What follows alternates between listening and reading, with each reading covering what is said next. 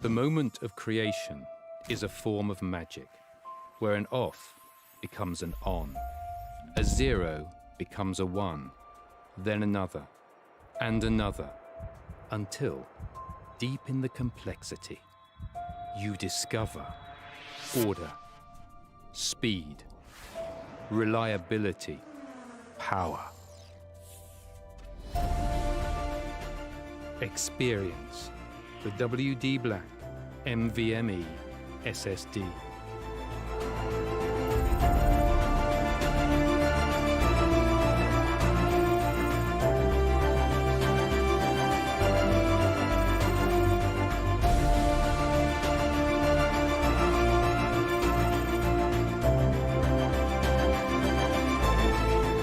Fueled by darkness. Level up to NVMe SSD performance.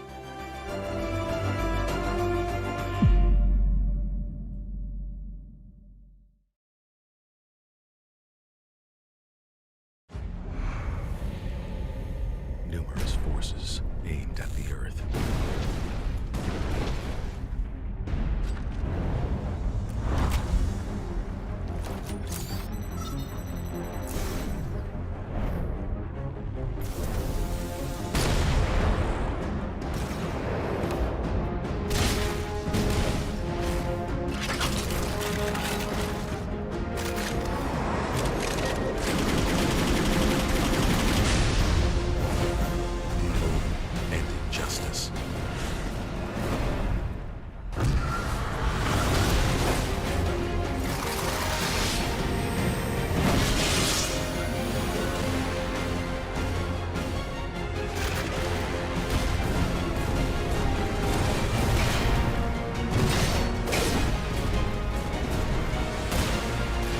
Let the glorious battle begin.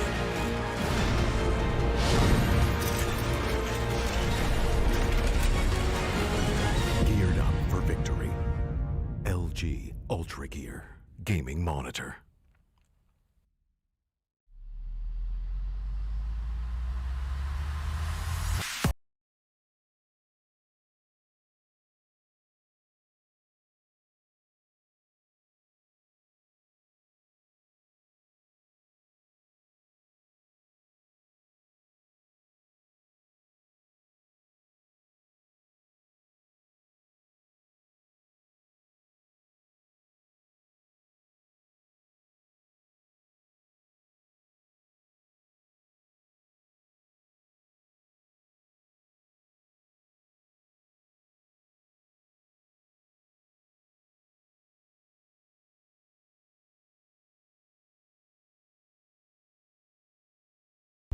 Ready to breach.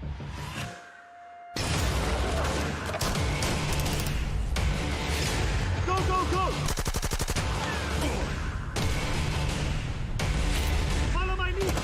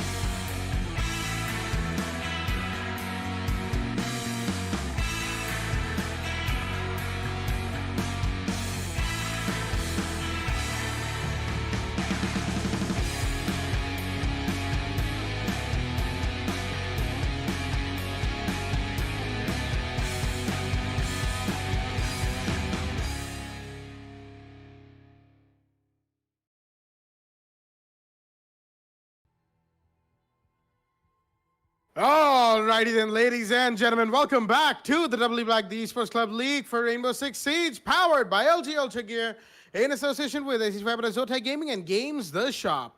I'm your host, Blackjack. Joining me is my co-host, Sam and Foxy, as we are here for the penultimate day of qualifiers of Season 5. Qualifiers are about to end, and today we're going to find out which 3 out of the 5 teams are going to go ahead. We were supposed to originally have 4 games on stream, but due to technical difficulties, the first game that we were supposed to have between Statics and Psychic Knight was not able to happen on stream. That, of course, will be updated on our socials on Instagram and Facebook, so do follow the Esports Club there as well. And right now, the match on Villa is between Nat and the Kins of Azreal, and we're already here in the ban phase. Ladies and gentlemen, I am excited to be back. I had a rough couple of days with my voice, but it is back to 100%, and as am I.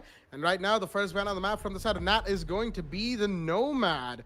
Nomad ban, not really surprising right there, seeing as, of course, Nomad is a very powerful operator when it comes to map control and just shutting down runouts, jump outs, flanks, and, you don't really need to do much flank watching when it comes to Nomad. All you need is the sound cue of the air jab going off, and that's it. Pretty much a kill secured most of the time. The second attacker ban on the map is going to be the Maverick. All right, Maverick is off the board, which means that Thatcher is going to be in a play. Maverick, interesting though. When it comes to Villa, Maverick can certainly be pretty useful. It's not like Maverick's useless here. But, compared to a Thatcher, I feel like Maverick ban may or may not have been the best decision from the side of VKA. On the other end, the defender to be banned is the Valkyrie. No surprises right there. Intel is king in a Rainbow Six Siege, and that is why Valk bans are very common, as are Maestro bans, a very powerful operator with a very powerful gun and gadget, just like Valkyrie, and just like Valkyrie, is going to be facing the ban phase as well. With that being said, the bans on the map of Villa are Nomad, Maverick, Valkyrie, and Maestro.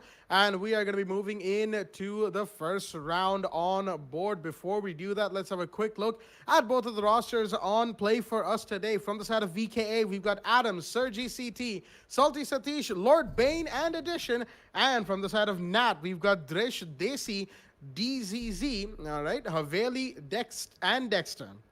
Okay, Dizzy, all right. I read the Z twice. It's just Dizzy or DZ, depends on how you pronounce it. But yeah, regardless of that, we're going to be moving into round 1 nice and quickly. The Jackal and the Womai are going to be 6 picked in from both teams. And the side of choice is Second Floor Trophy. And ladies and gentlemen, this match is going to be a very exciting one. Whoever wins this goes through to Division 3. And whoever loses this goes in to the second phase of matches for another qualification chance tomorrow, and that is going to be another very, very exciting day of matches indeed. But tomorrow is a long way away. Today comes the first, and with it comes the present of the matches of the night.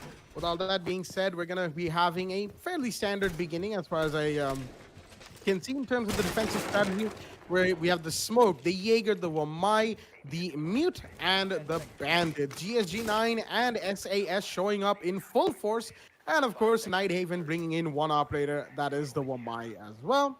While the attack, again, fairly standard, though I am surprised Lord Bane is manning the IQ and not the Jackal straight off the bat. Maybe he wants to save his Jackal plays for later. We have seen the man pull off some exciting plays with the Jackal before when VKA were in divisions. We'll probably see that today, but right now, Sergi CT is going to be the one playing that operator. And looks like we're going to have an immediate push in towards the side of bedroom. And getting that main wall open with a hard breach from the Thermite. Adam will be the one doing that, as the Jackal will be swinging wide probably for a little bit of roam clear. Lord Bane on the IQ, he's going to be very important as well. Those Mute Jammers, all of those Wamai charges, Jaeger ADSs, Bandit batteries, all of those need to go. And he's going to be the one in charge of that for the most part. If any of the other attackers see any other gadget, they will, of course, take it out accordingly. Certainly, if he spots somebody in 90, he's going to be peeking at this Fox window. Is of course, the defender's off to his right, but not going to quite see him as the Bandits pulled back to 90 in the meanwhile. Drish holding down the radar shot by the Jaeger. He's gotten one, and that was the IQ right there. Unfortunate for the side of the attack, as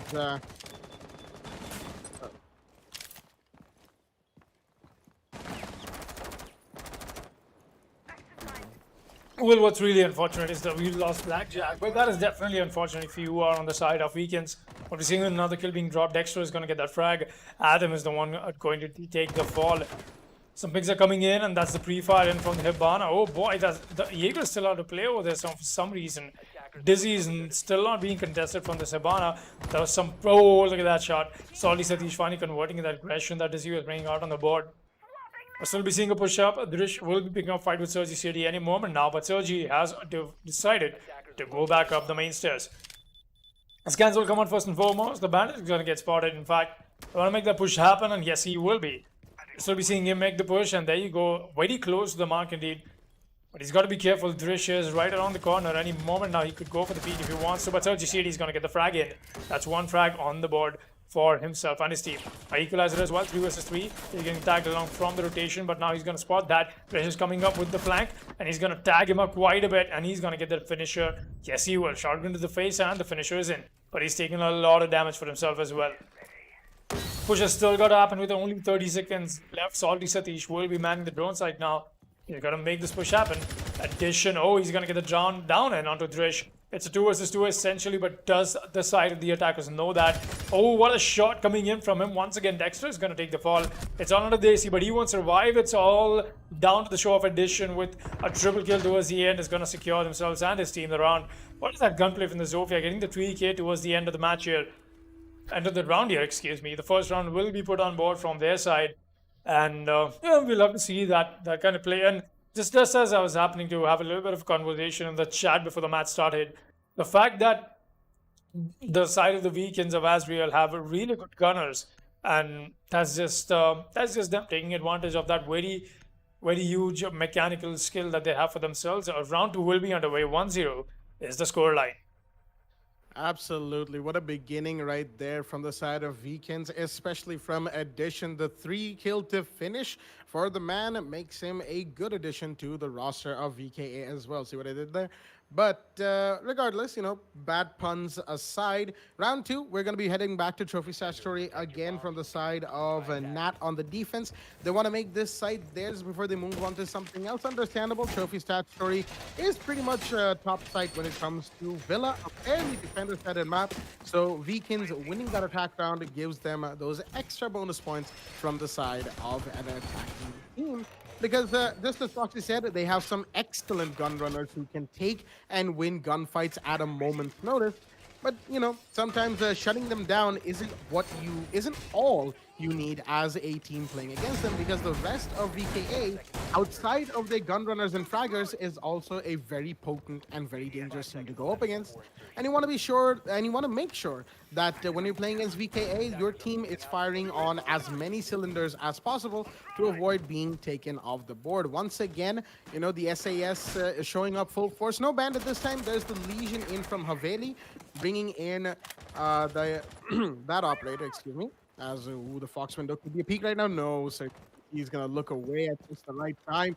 The Jackal alive and well for his team, as he's going to be running around towards the southern end of the map.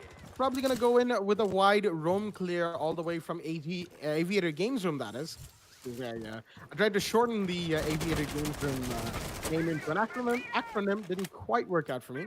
But he's going to join himself in the meanwhile, checking all of the intel cameras, intel devices that the attackers have, as bedroom push is also coming in from the Hibana and the Thermite in the meanwhile, along with the Zofia.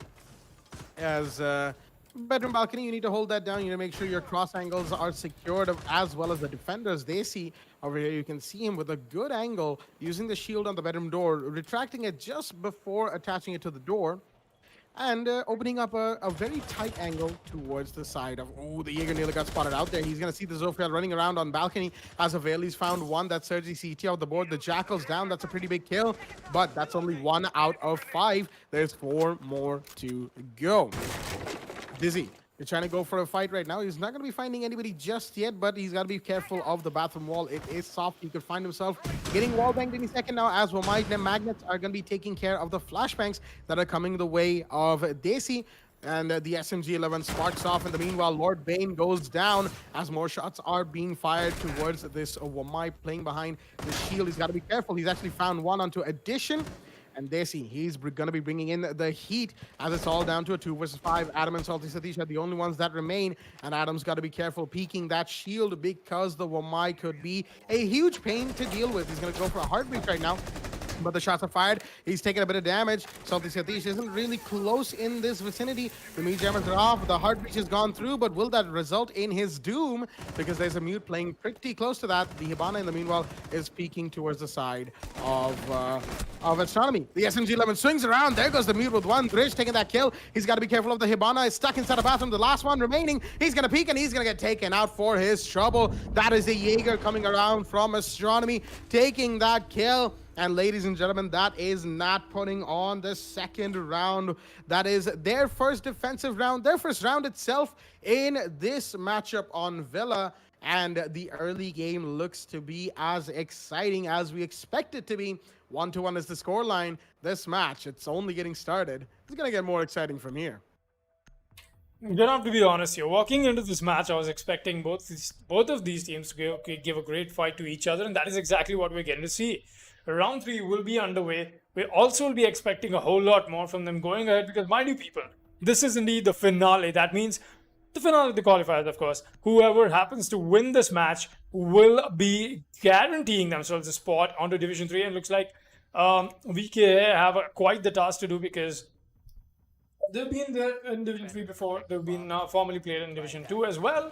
They've had the 2-1-fros, but sadly, Season 4 was just not the season for them. They got eliminated, relegated in fact, and now they find themselves in the qualifiers. So yeah, making sure that everything goes in their favor is what you'll be expecting out of it. But Nat, though, equally well-deserving team. The way they played out in the qualifiers so far, I'd love to see a team like that stand up, take it further, you know, get themselves a spot into Division 3. Let's see how that turns up going ahead into this match today. The bottom floor defense will be coming out from their side. Looks like they don't want to go to AVA the games room, just not yet. And I really like that. That's great. I mean, at least for me it is. When it happens to be a side of dining room and kitchen, I'm a huge fan of that side. I love defending it. It's if you have a good coordinated team, it's the most easily defendable side. Honestly speaking, it is good. It is really nice. But yeah, going ahead, seeing that dynamic coming in anytime soon now or not is going to be the real question to answer. Availi, the last time around, the entry frag for his team. This time around, let's see if Availi is able to drop that kill or not. We'll still be waiting on him for that. Desi Meeman is going to be playing on side and don't see a whole lot of... Oh boy, Lord Bane taking a lot of damage. Lord Bane, in fact, the spirit of the attack, the aggression that the man brings out for himself is impeccable, and more than that is something that his team needs so badly. Dizzy will be all alone on the top floor. The man in the solo room, I think he's just waiting here for the time waste. No, he's just going to go in. All in fact. He might as well find something here. He is going to pick a fight with the Hibana or the shotgun comes in. Is that gunplay from both of these teams? Just not enough to convert that into something useful. Getting the first frag in, Dizzy's going to go for all of reloads that he wants to, but there's a Jackal creeping up on him. Surgy CT, he's got to make sure he converts that into something useful. He's going to go out on the peak and he's going to get it. Look at that headshot track that he got for himself. Really, really well done. Going ahead, we'll be seeing a whole lot more of that. Let's see how that turns up. 4 versus 3, not in the favor of Nat right now, but I don't really blame them. Sadly, they haven't done enough time wastage. You know, they haven't really got enough time off the board for the attackers, and the attackers have more than a minute, 1 minute and a half almost, to make sure that they get themselves all the avenues established, all the new avenues established if they want to go for the breaches, because they still have Atom left alive. Speaking of Atom leaving live, the fact that we'll still be seeing a 4 versus 3, nothing done and no action yet. And the further we go into this match, you know, I hate these little moments in between the match where you have a little bit of a stall point and nobody's taking any gunfights. But I get it. That's the way you'll be improving your succession rates. And look at that amazing smoke. Just not amazing enough to land that or detonate that perfectly. But look at this. Lord Bane has already moved on the side. He's got the sofa for the cover. The couches will be acting perfectly for that. But will he be able to convert that into something useful? Availi, he's going to get a frag onto Surgy CT. And another one takes Daisy. Nat is on this. They want to convert this into something useful. The push-up is in. Lord Bane is going to get a frag. That's the equalizer on the man count as well. A 2 versus 2 established. The plan is going down. but the defenders are offside. Awali from top row is going to go for the drop. He does not win that fight. That's a huge misplay from his side. But here is Lord Bane. He's got to give the perfect cover while his teammate is attempting the plant. They see no 1 versus 2.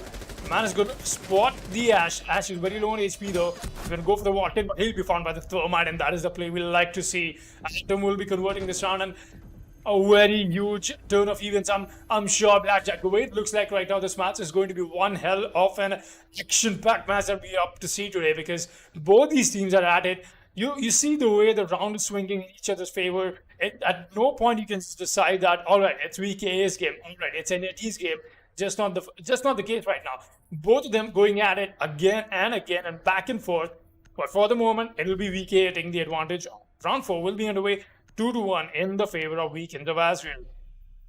Absolutely right there, Foxy. It looks like a very good game coming out from both of these teams, at least potentially for both VKA and for Nat, as round 4 will be in play.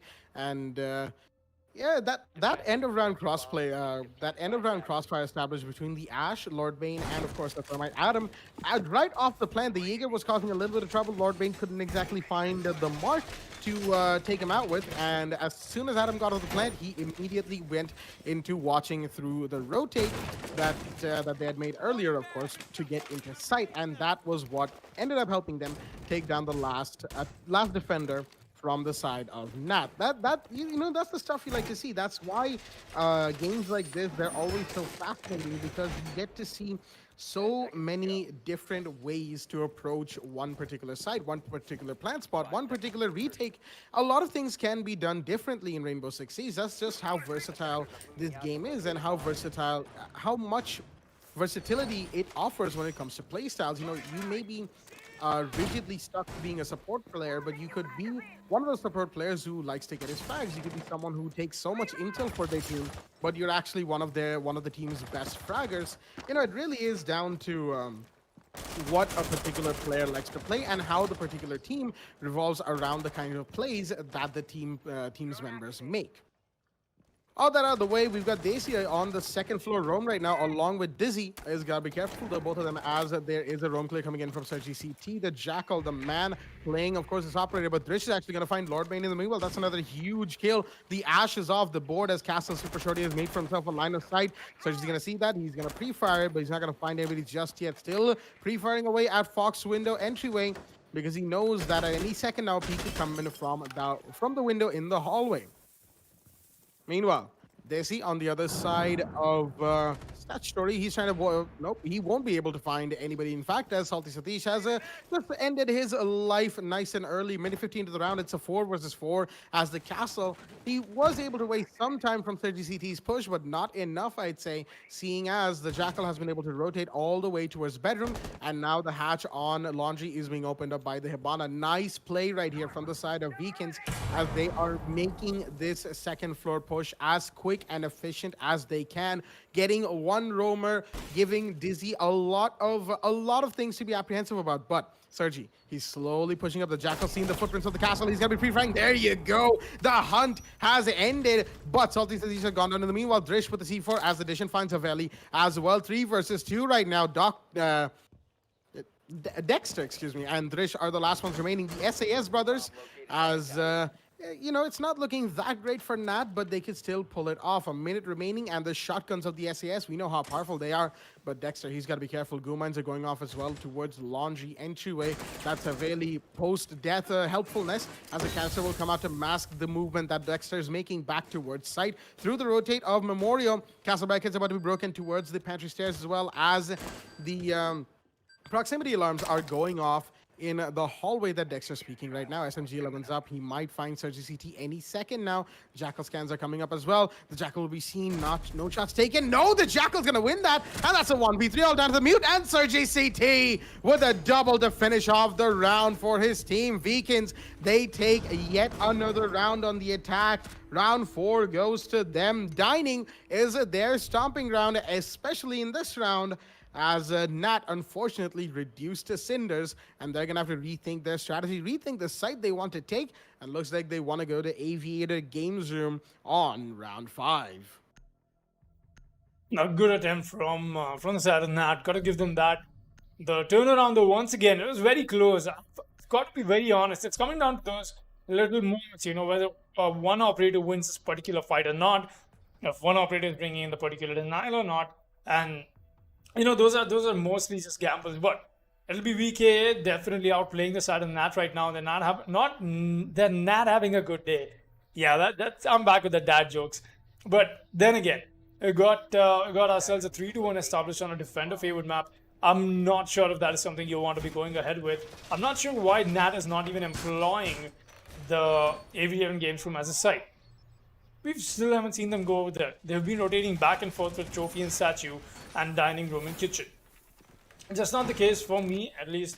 I would like to have myself a nice three-rotate map, at least when I'm playing on defense.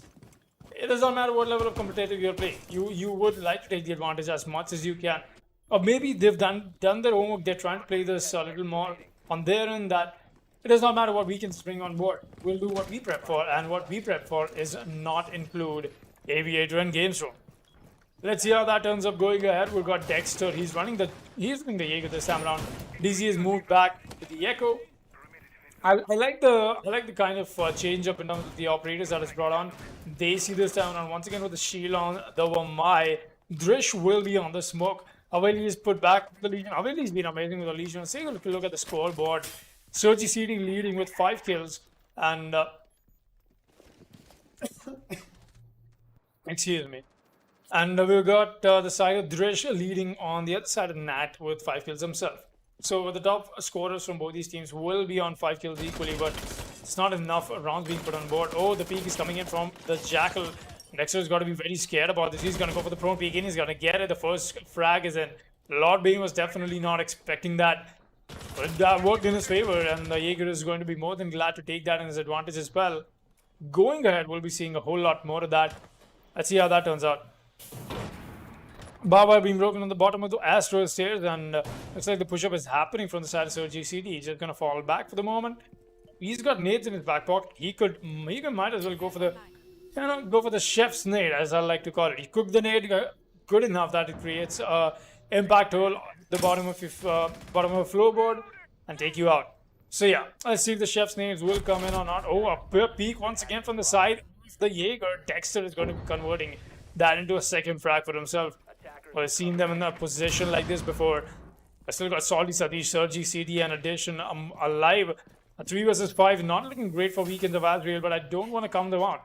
The way it's been so far, it's going to be anybody's map, but in terms of speaking about this statistically, oh, he sees a goo mine, he's just going to ignore it.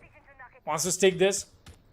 Does not want to go overboard about this. Another Groom Mine gets stuck, but meanwhile, Drish will be finding another frag for himself. Solly Satish has moved in onto the side of the bathrooms, the master bathrooms. In fact, he's got to make this push happen, but Sergi CT here is very busy with the Legion already. Trying to make the push. The Echo Drone will not be spotting the Nook because the ability of hers is on. And that's the way you like to use the Nook, but he's just going to ignore him. Dexter, meanwhile, the triple kill. Oh, the Woma is going to get spotted out. He's going to get the first frag in. Sergi CT left in an ace-clutch situation.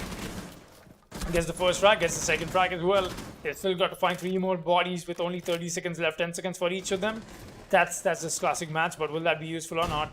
Push-up is here from Drish, and that'll be it. Nat will be putting the round 5 on board. And that was a very much needed round, stopping VKA from taking this advantage further ahead. Man, I've got to tell this, both of these teams are going at it. They both are not stopping. Both of these ones wanted equally enough that spot in the finals, or in fact in the Division 3. The winner of this match will be taking that first hand. Let's see who's going to be taking that. Going ahead, round 6 will be underway. 1 round before the role swap. The score is going to be 3-2. And a very, very important round that the side of Nat have put on board for themselves. 3-2 is the scoreline, and going on to attack on Villa. Despite what this match may show all of our viewers at home, Villa is still a fairly defender-sided map. It's just one of those days where attackers have won more rounds so far, but there's still one more round to go. And if it's a 3-3, I think it will still be safe to say in future that Villa is a defender-sided map. Right now, Nat, they need to put this 6th round on board, because going into round 7 roll swap, they would want to avoid being at the disadvantage of 4-2 also on attack against Kins of Azreal. defending on Villa. Yeah, that is definitely a disadvantage they don't want to have whatsoever. And setting up on this round, that will be playing at the back of their heads. They'll be very aware of the fact that VKA will be looking to push the advantage even farther, go on to defense, take Villa's defensive advantage from... take make full use of Villa's defensive advantage and win this matchup. They'll be looking to avoid that as, you know, you want to make sure you don't get completely sidelined, as they say. And right now, round 6 is where all of that comes in. All of that probability, all of those possibilities, they will want to make sure that it all begins from this round. These next 2 minutes and 45 seconds is where it all will pretty much be decided from. Halftime is a big round in Rainbow Six, regardless of if you're in a 5-0 lead, 4-1 lead, 3-2 lead, it doesn't matter. Halftime pretty much dictates the rest of the game, and you want to make sure that the rest of the game remains in your favor.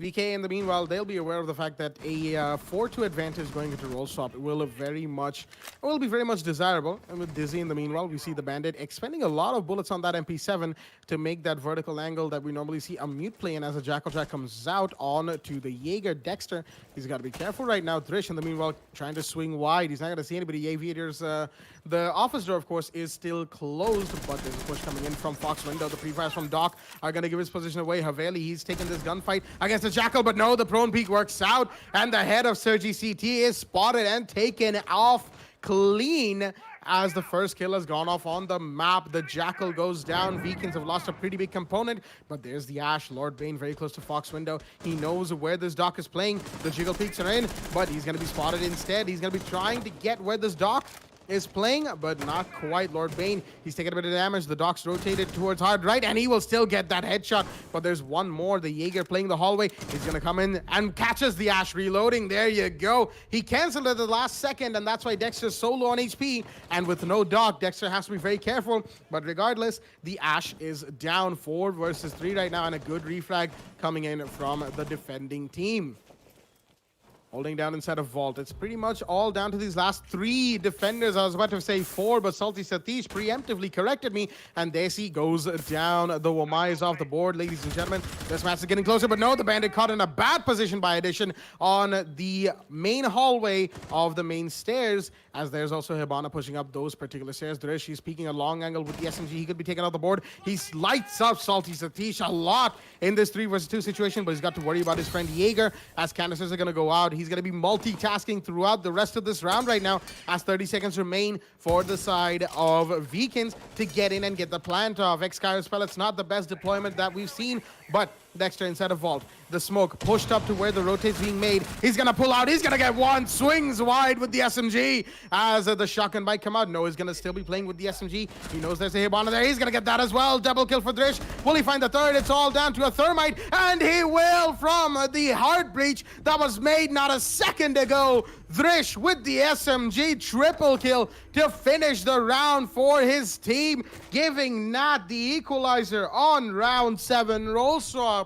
And 3-3 is the scoreline going into the 7th round. Ladies and gentlemen, what a fantastic round coming out from the smoke and from Nat in general, as a roll swap means that they will now be attacking, while Vikings there on the defense. That was more than just a display of skill. What was Dresh even doing there? How was he allowed to push up so freely, so close, and taking such a huge risk and converting that? He essentially made that a 1 versus 3 for himself, and he clutched that. It was amazing to watch him do that, and it was just more than that. Drish, that was hell of a play, man. I gotta give him that.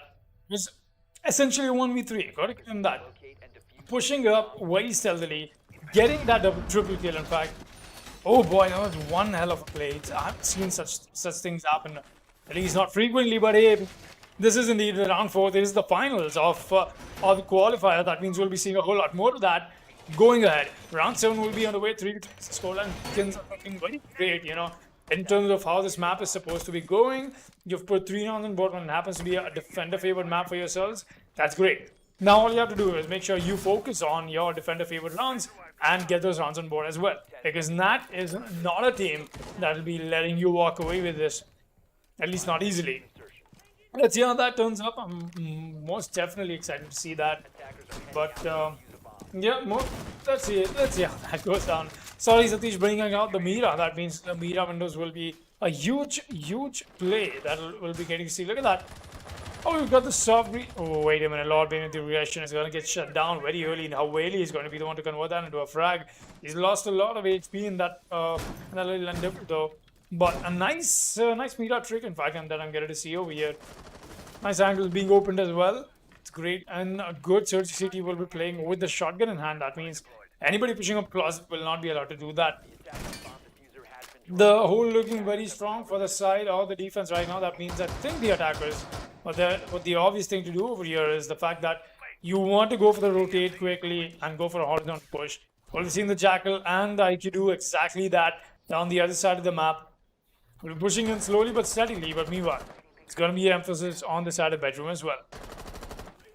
I'm not sure where the Hibana touch came in. That was to shake out the hair. Oh boy, look at the way they've taken out the Ella, making sure that they are perfectly countering or challenging her in the spot that they stand at. This is very impressive, that the way they happen to clean her out straight off. That was really well done, very methodical. Don't get to see a whole lot of that when it comes to qualifier teams, honestly, no. And that's just not been the case so far, but not proving me wrong. That was really well done, gotta give him that. Hibana pellets being used not only for free, but this time around they'll be making sure they get the Mira window off, but that's not the main Mira window. He's gonna get tagged along, and that's why he's got to move back. Oh, the pod does get spotted out, but he's just gonna move back, at least for the while. Push-up will be happening, but that's what they're expecting. Look at another Mira window goes out. C4 to stop that. Yes, it will. Good C4 utilization indeed. That's gonna safeguard the Mira window, at least for now, and there's no more Hibana pellets left. I mean, it's just a frag frenzy that they'll have to go in, but where's the push-up coming from? That's from the side of the hallway. They've gotten one, they've gotten two. Where are you, Addition? He's on the way to the red stairs, but the IQ is already watching it. But it'll still not be his kill, and a flawless round from the Nat on attack. Oh my god, what a round coming in from the side of Nat today. Man, they have definitely picked up the pace after those first 3 rounds on this match. Oh my god, that was amazingly well done. So methodical, so slow, and very steady. I don't really blame them. When I say slow, I don't say that they should have been fast. No, they did everything right. Every single single step was in the right way, and that was amazing to watch. Honestly, that's one of the best attack rounds I've seen when it comes to the qualifiers of Season 5. That was delivered to us by Nat. Amazingly well done. Round 8 will be underway. 4-3 is the scoreline, and they've swung the favor right back in theirs. Absolutely. Taking the advantage in a very, very emphatic fashion right there. Nat, beautifully done on the attack, especially, like you said, Foxy, the way they countered the Ella using the Hibana Extremis pellets to open up a line of sight that would have been, pretty much taken out her hiding spot entirely because of that reinforced wall. What that forced her to do was that forced the Ella to try and challenge the angle being held from the attacker on the closet window, and that pretty much ended in her death, because there was a, it was just being held so well from the side of Nat. It was a pretty much an all-death situation for the Ella playing in there, and Kins, it's just due to plays like that, slow, steady, methodical. Very well done from Nat to win out round 7. But that's just one round, mind you. They need to win 3 more to win this game itself, while Kins, they would love to equalize right now. They'd love to win out this round on Sector 4 Trophy against Nat, but will they be able to is the question, seeing as they're the ones who are at a disadvantage for the first time in this match entirely. Meanwhile, Adam is playing the Clash. Is going to be an interesting operator to spectate for the time being, just kind of sitting steady on, was sitting steady on the side of Astronomy, but now he's pulled over towards the Trophy Fox window. Well, once again, Nat doing what they do best. They're establishing early lines of sight for any rogue defenders running around away from sight, and they definitely could have found a couple, but doesn't look like they will be. So they're going to proceed into their droning, intel gathering, and utility clearing phase. as they slowly push ahead towards the site. From bedroom, from AVG, they're going to be doing this slowly but surely as Sergi CT is going to be holding down towards the side of landing. There is somebody there, mind you, and he's got to be careful of the attackers pushing in from the side of Study. The Clash still curiously enough inside the site, but Sergi CT, he's found one. That's easy off the board. That's a pretty big early kill. The IQ's down, but up next is the Jackal to try and fight him on 90 hallway. But no, the Jackal's caught reloading, and there goes Desi Sergi CT with the double to start things off for himself. The man has begun his rampage this round as more shots are being fired towards site, but the Jaeger on the roam, he's pretty much single-handedly stopped Nat's roam clear, which leaves these three operators, one outside of the bathroom window and two outside of bedroom, to try and get this play done.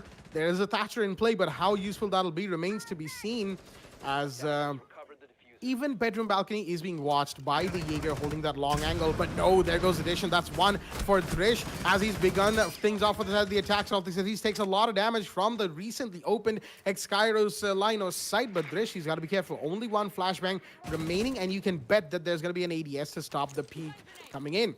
But he's still going to throw his stun grenade. He's going to go through, but I don't think it's found the Legion. He's got to be careful. He's going to go in, spots the prone peak, but doesn't quite get Salty Satish. Solo on HP, but somehow the man is still alive, while Dexter, on the other hand, has taken some damage as well. Spots the Jaeger playing towards the side of the landing door. He's got to be careful of yet another angle now that's being opened even farther by the man playing the Jaeger. Sergi CT doing so much for his team as the Clash is here for support, but no, Haveli finds the head of Lord Bane. In the meanwhile, the man count has been equalized. Astronomy will be taken over slowly but surely as Drish is pushed in, sees the Clash, damages him up quite a bit, but Sergi, he's gotten Dexter. There goes the Legion. That's one. Will that be two? Yes, it will. Drish with the triple. He's got to find one more, and he does!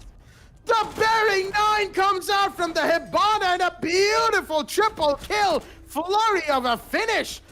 And Drish has just proved himself as one of the most influential end-round players for Nat. What a way to secure round 8 with a bang for the side of the attacking team, as Vikings were completely torn to shreds from the single Hibana pushing in through Astronomy. Caught wanting in too many places. And that is why they sit one round away from match point. Nat 5-3 up on the scoreboard. Round 9 is in play. I just have no, I'm not at a loss for words. Drish, what the Drish? How did he play that? How did he do that? 2 rounds in succession, making sure that he's getting himself such a prominent player for his team. That is just more than what half of his team is not able to do. The man is doing all by himself.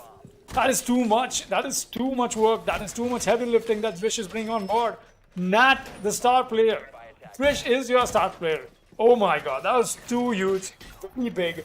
Going all guns blazing. With the prone peak coming in first. Look at the support coming in from Sad and Nat as well. It's really quite the change up, and man, we love to see such plays.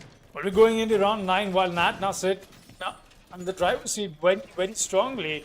1 round away from taking this to match point, and they're 2 rounds away from getting themselves the division spot. Nat so close, so close right now. Kins of Azreal, they'll be the ones who are formally holding the spot in Division 3, but they're looking a little far-fetched from the dream that they want to reclaim their spot. So will that be the case or not? We'll get to see going ahead in this match. Well, we're seeing Lord Bailey's brought out the Mozzie this time around. Looks like that's what he wants to be doing. Lord Bailey hasn't really had a great chance of fragging, honestly. It's just been him trying to find things, trying to do something for his team, trying to be the amazing fragger that he is, but he's not found that little window where he can operate well. Maybe going ahead, we'll be seeing more of that. The commando in hand, he's going to be making sure that a little bit of a peak is coming in, the quick peak, you know. That's how Rainbow Six Siege players do. That's what they do all day, every day. Top floor control will still not be established because we're still seeing Haveli and Drish going for the breach. The man has got it all. Not only is he going to get the breaches done for you, not only is he going to drone for you, not only is he going to plant for you, but he is also going to get the frags and the clutches for you. It's been amazing to watch the man play. Honestly, it's just more than just a treat. The push-up will be happening from the attack on the top floor. I don't see a huge emphasis from the defensive side in holding this top floor, and that's why it's going to be for their taking. The Jaeger will be placed on the side of the Upstairs, we've got the Wamai and the Bandit on side, Mozzie as well. Castle as well, but where's the 5th member? Wait, my match is weak, all 5 members will be on side. So, we're at least in and around side. Trying to land some shots and that's off the wall, making sure that they're able to toss out a possible C4. The push-up is happening. Haveli watching this angle very carefully. Gotta go for the push-up. Oh, Drish, what is that? Is that the drop shot hip fire kill? He converts that into something useful somehow. That was one hell of a kill, man. What is he even eating? Somehow that connected. I'll still be seeing Kins of Azreal in a huge disadvantage. 3 versus 5 now. The push-up from addition is what is being expected by Daisy, I believe. He's waiting for him. Oh, yes, he is. Look at this patience that from both these operators is going to pay off. Whoever happens to give it first. And it looks like it's going to be the Jaeger. Yes, it will be. It's a kill confirmation from the Jackal indeed. And a really good kill for Daisy. That's a 2 versus 4. Meanwhile, we did see Haveli go down. We'll still be seeing the push-up happening from the side of the attack. Oh, there's another frag coming in from the Rish. He's going to get the Bandit. And now the push-up is happening, but he's going to get shut down. But there is the refrag potential from Dizzy. And Nat will be making sure they go to match point. Now Nat run away from getting themselves the spot in Division 3. Oh my god.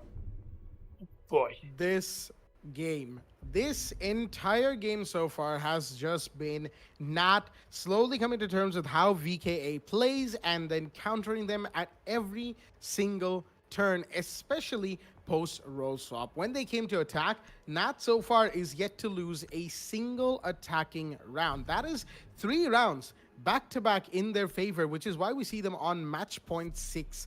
Vikings, they had a very strong start, in fact. 3-1 in round 5, and then it just all fell apart. Drish with the beautiful plays, Nat with the beautiful plays. We've seen reflags, we've seen clutches, we've seen fantastic flurries of kills and strategies coming out from this team. It has been absolutely amazing to see them play today, and they are nearly one round away from securing themselves as teams for Division 3. Are they going to be able to is the real question. We will find out within the next few minutes. Ladies and gentlemen, this game has been a treat to come back and cast. You know, I was just watching Nat play while, of course, my voice was down. Just kind of sitting back, relaxing in my home.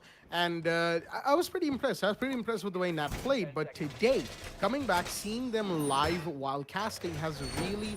It's given a very, very good impression of their team on me personally, and I will be looking forward to seeing them in the divisions. But again, they still have to finish this game off. They're playing against Vikings. Vikings are a former divisions team, and Vikings will be looking to go back into divisions. They do have the reliability of Phase 2 tomorrow, but you really don't want to go into Phase 2. That really doesn't speak well for a team, and there goes the Doc. That's the first kill immediately. Lord Bane getting far too aggressive. Right off the bat, that has been something that Vikings have been attempting to do, be hyper-aggressive. It hasn't quite worked out in their favor. It's really worked out against them. Even when they get the opening kills, their roamers, the ones who get the first kills, get reflagged on instantly, and this time it's Lord Bane to be shut down. Sergi CT is still alive, mind you. Sergi CT has been pretty impressive today as the Legion. Oh, Salty Satish, how does he survive that? He made that line of sight, and he's the one taking shots from that line of sight. 1 HP on the Legion. He's being droned out. He's being spotted. Everything that could happen is happening to him as there's an IQ, but no, he's going to find that, and Sergi CT is going to go off as well. Haveli and Dizzy have gone down as suddenly the man count has swung, and the Jaeger's going to come around and get found by the Ash. That's Daisy taking down addition. 3 versus 3 as Heartbreach is going off in towards Games Room. They want to find the Legion, take him out, take control of sight, and that is why a 90 hallway push from the Ash is coming in as well. He's got to be careful of Vault. He's got to be careful of the Legion playing so close to him. He's going to see him, but no, the Legion wins that fight as it's a 3 versus 2. Salty Satish with a beautiful kill, a double for himself for that matter. He's going to push up Classical Hall. Not quite. He's got to pull back. He's got to play it safe, and the man is very important for his team.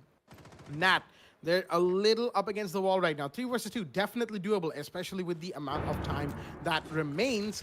Smokes are going to come out from Dexter, the Jackal. He wants to push in through Veranda. As there's just found one, he's off the he's off, going off again. Will the Legion find this Jackal? Not quite. He's slowly pushing in, trying to find footsteps. Not going to see anybody. He knows where Salty Cities is playing, has an approximation. It's a little bit of electrical damage, but no, the Legion peeking.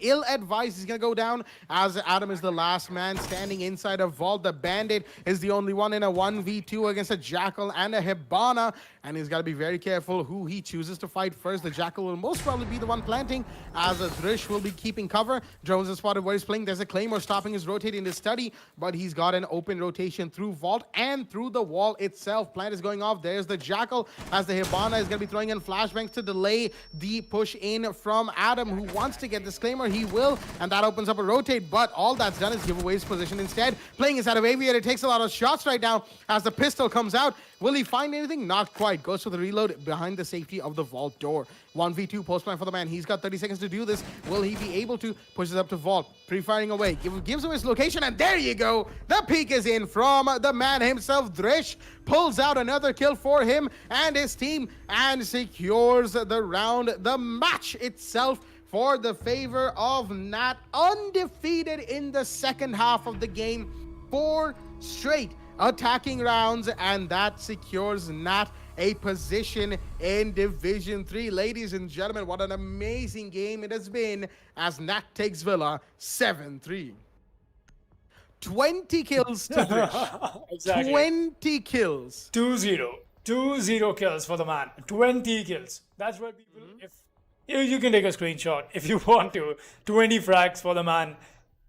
Oh my god. They just happen to beat a former Division 3 team and secure themselves around in Division 3. So if Nat, you're watching this stream going back up, I want to welcome you with a very warm welcome. In fact, welcome to Division 3. The spot is yours for the taking, and a very deserving spot, mind you. You've earned it. It's amazing to watch you play. Me and Blackjack have been at it again and again. You guys just played amazing. Honestly, watching Nat play today amped me up so much that I just cannot wait to cast the rest of the matches. Speaking of the rest of the matches, we will be seeing ourselves find the second match of the day, actually, is going to be Saw Clan versus Team Extremis. That is also another match that I've been waiting to cast, and this match is going to be one hell for match, because it's going to be this former team from King's Crew and the former team of AXG/Reckoning Esports, and it's just too much in there, too many names around. So I don't want to wait anymore. I'll take a quick short break so that me and Blackjack can warm ourselves up for the match coming ahead. We'll be seeing the side of Team Extremis taking on the side of, Saw Clan, excuse me. We'll be right back in just a bit, people.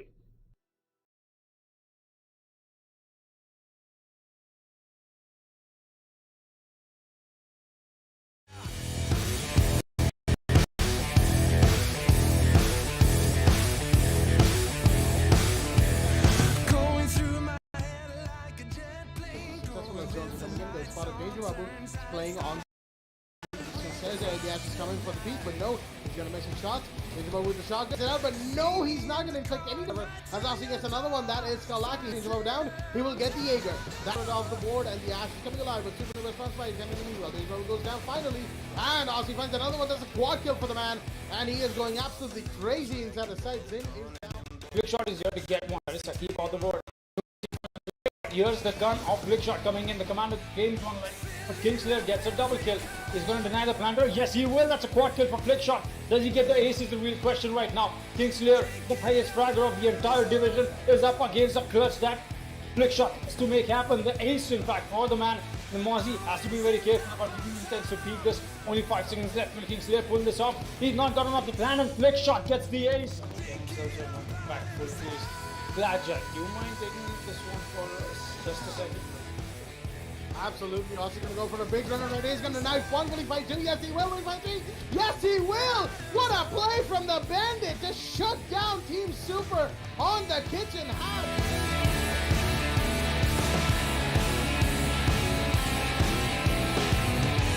But that is not enough to throw off Invalid. the gun here. Viper meanwhile finds another frag that's on the street ninja all the way on the side again. Viper will find one more. Viper has really been going crazy. So what we find? Oh, excuse me, not in the favor of Sabers. We're still seeing the feed coming from the Jaeger, and he's gonna take the ball. Viper with the triple kill. What play from the Zofia? She gets the fourth. That's a quad. What are you kidding me? What is going on with this man? Doesn't know what Zofia is playing, and he's gonna win. Just not being able to pick up a fight here. Oh, more than that, he's gonna be picking up a kill here. A straight up headshot comes in on the Ruxon.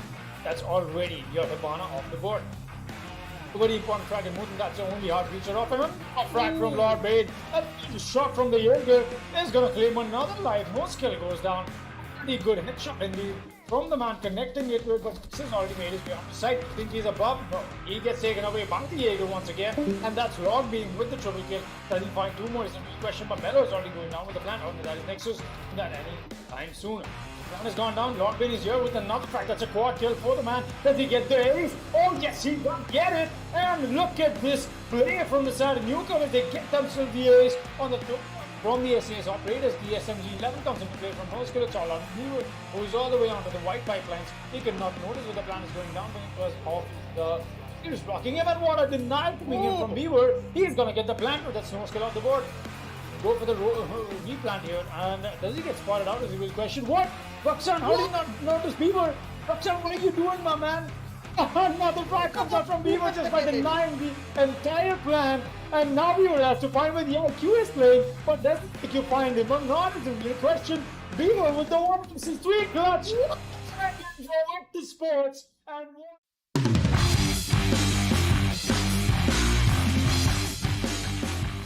Sparkles a 3 versus 2, not the favor of Union Gaming. Meanwhile, the plan is going down. The Maestro comes up with a peak, but Mike will be the one to convert that into a frag. It's all on the beat. He tries to get the sledge, and he will do so. That's the planter of the board. But there are still two attackers that he's got to find, and both of them will be on full HP, and so will be one ping comes out in fact. He's gonna find the Maverick sometime now. No, he's gonna notice the Nomad in that process. Some pre-fires are coming in, and finally he converts onto Mojo. Beat on the triple kill. He might as well get the squad kill, and more importantly, the clutch that his team so badly needs for the equalizer. He's gonna go for this white peak, or maybe he's just gonna go a little closer, and he might looks away at the wrong time, and Beat comes up with an amazing clutch. The third kill. Sparko will be playing here, but EX7 will be the first one to pick up a frag. I'm not sure where he got from, but Shelter is going to go down. He's way to this hallway. I don't think he's gotten hurt out. Oh yes, he has. EX7 takes a few shots, but he's going to answer back with the MPX winning the G36C. So Mike goes down to EX7 as well, and that's a triple kill for the man. The Valkyrie though. The flashbangs are coming in, and the proximity mines are... there we go, EX7 with a quad kill this round though. Amazing play from the Valkyrie. And that's at least enough to put a dent on the Never Diamonds. But will they be able to convert this into a victory or not is a good question. And you get playing awfully close to the connector window, but that is something that gets spotted out eventually. Swisha keeps to find his playing downstairs. As the Amaru, he gets spotted out. The spray comes in, and he's going to find him. Cobra meanwhile find close to though. It's all on Swisha and Aniket with not enough time left, 18 seconds, and the clock is ticking. No smokes for the side. Aniket and Shelter is going to find one, and that's it. The shutdown comes in from Sam as Never Diamonds, who smokes for the side. Aniket and Shelter is going to find one, and that's it. The shutdown comes in. Frankel, however, he's got a good position on the sub-roof rappel, and Platoon Kid on the garage catwalk. He's got a good angle to hold as well. It's a good crossfire being established, but no, Leave is going to find Platoon Kid as well, and the Legion will go down to Frankel. He's now in a 1 versus 2. A Claimer from Lockdown will save the life of Levy, take the life of Levy, excuse me. As Kishan Bandoni is going to go for the counter defuse right here. He's trying to bait that out, obviously, but he will be caught out as well. As Frankel, the man with the clutch with the chip in from, of course.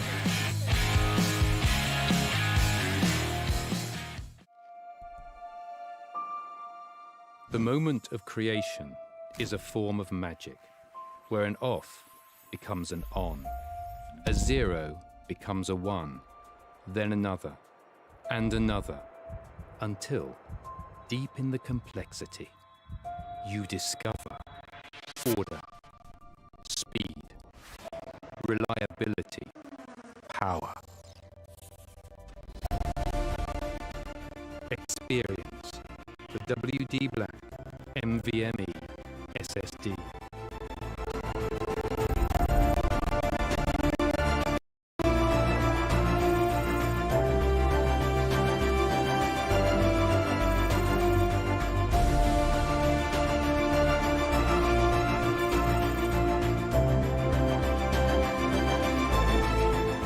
fueled by darkness.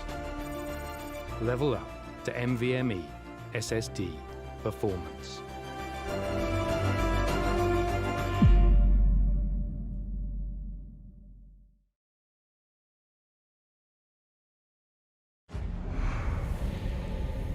Numerous forces aimed at the Earth.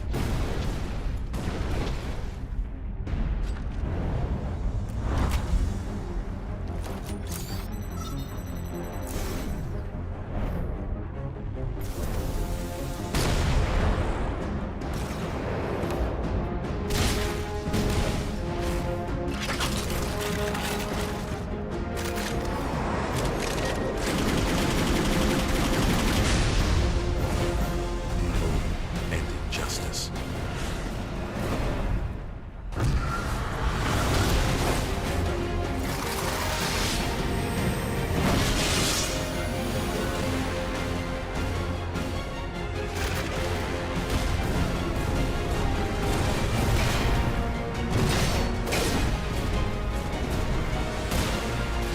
Let the glorious battle begin.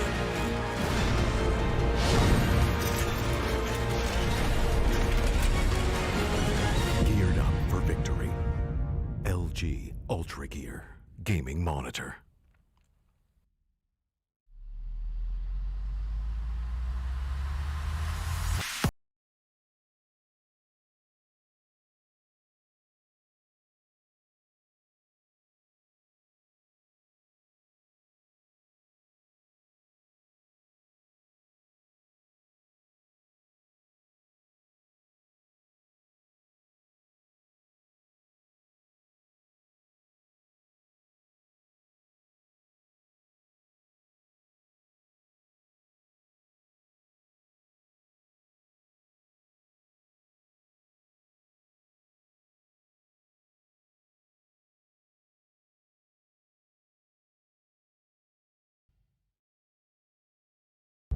Ready to breach.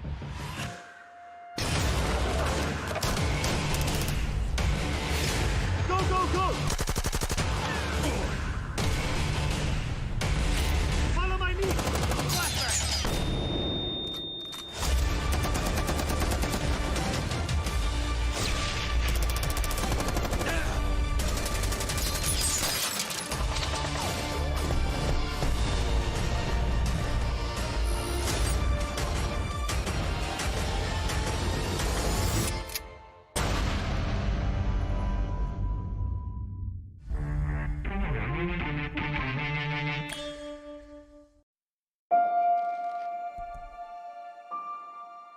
The moment of creation is a form of magic, where an off becomes an on, a 0 becomes a 1, then another, and another, until, deep in the complexity, you discover order, speed, reliability, power. Experience the WD Black NVMe SSD.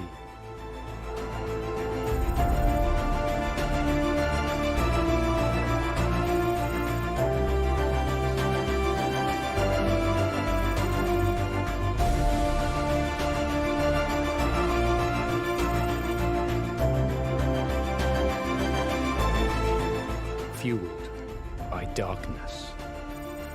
Level up to NVMe SSD performance.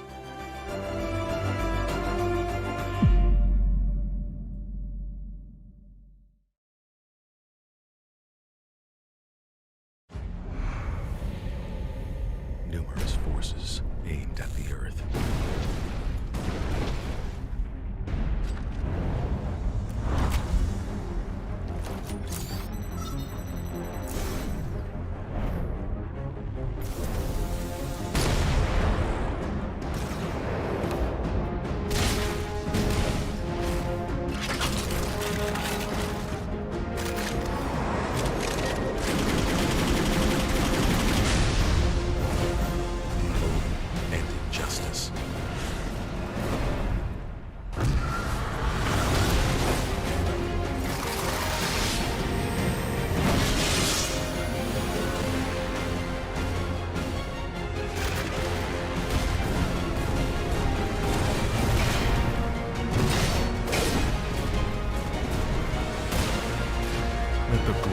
battle.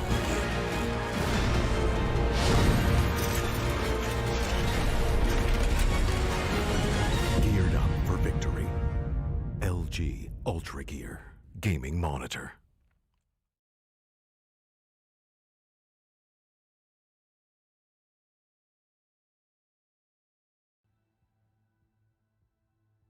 Alrighty then, ladies and gentlemen, welcome back to the W Black Esports Club League for Rainbow Six Siege, powered by LG Ultragear in association with AC Fibernet, Zotac Gaming, and Games the Shop. I am your host, Blackjack. Joining me is my co-host, Sam and Foxy, as we are here for the game between Team Extremis and Sa on the penultimate day of qualifiers. And it is Cafe Dostoevsky that we are going to be watching this game unfold on a map that we played a lot. In fact, Extremis and Sa, the last time they were on stream, they played Cafe as well.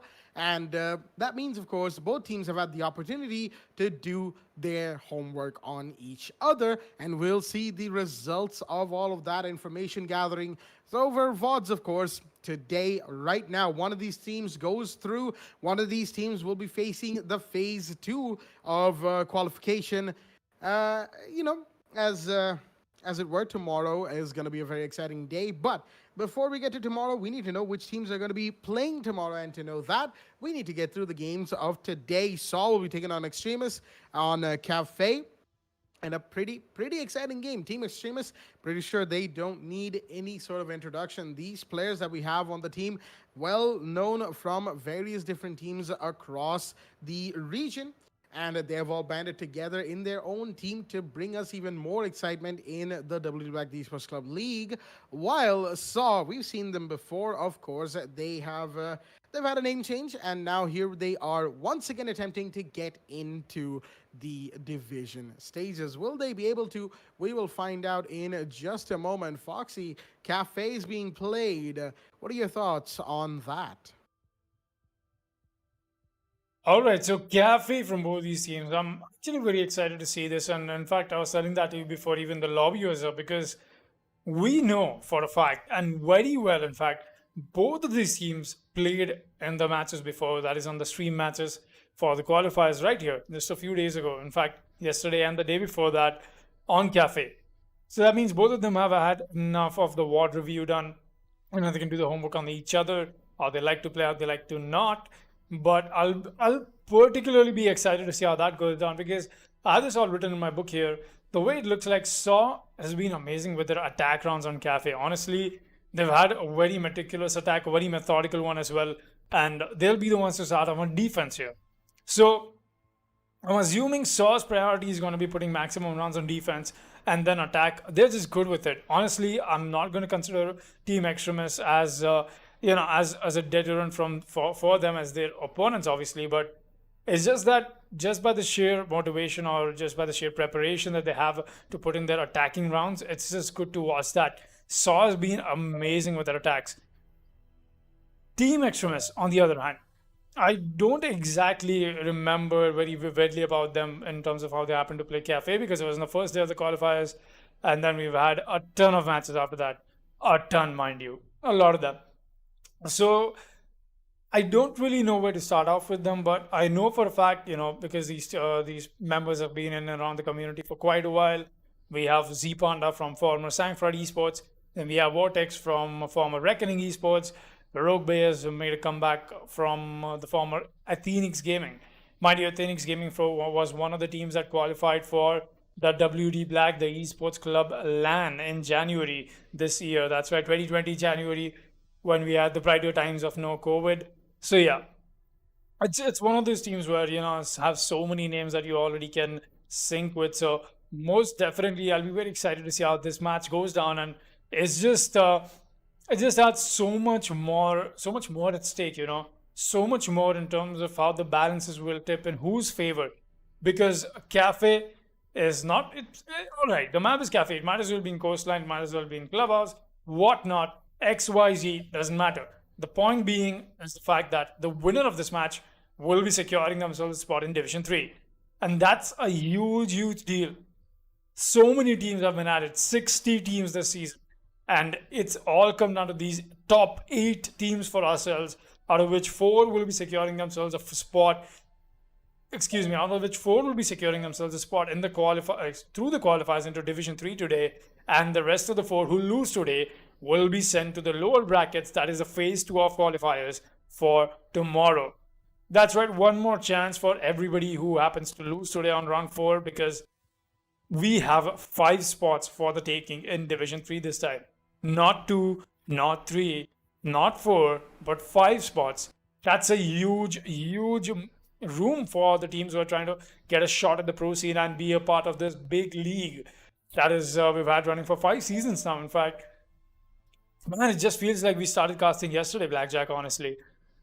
Absolutely. It does feel like we only just began yesterday, and it's been an amazing ride. And as I've said before, at the beginning of Season 5 qualifiers, all good things do come to an end, and there is the question, what is next for Rainbow Six in the region? There's plenty of tournaments happening, not just the TC League, mind you, but what is TC going to do afterwards? We will find out later on, of course, as right now, it's Season 5. It is about to end. All of this is about to come to a head, and starting with that is going to be the qualifiers coming to a close today and tomorrow. A very exciting Rainbow Six Siege weekend for all of our viewers at home, as right now, Cafe will be the map in play very shortly. Indeed.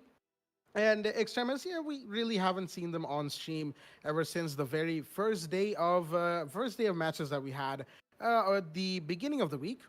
But of course, that is bound to change right now, seeing as we'll be seeing them on stream and on one of their final chances to get into the division stages. Obviously, if they lose today, they don't have to worry too much. They would have to go through another couple of games tomorrow and secure themselves the spot all over them. But you want to get in immediately. You don't want to get in, at the second chance. It doesn't look too great on your team. But, there is always a skill difference. Somebody has to win. Somebody has to lose.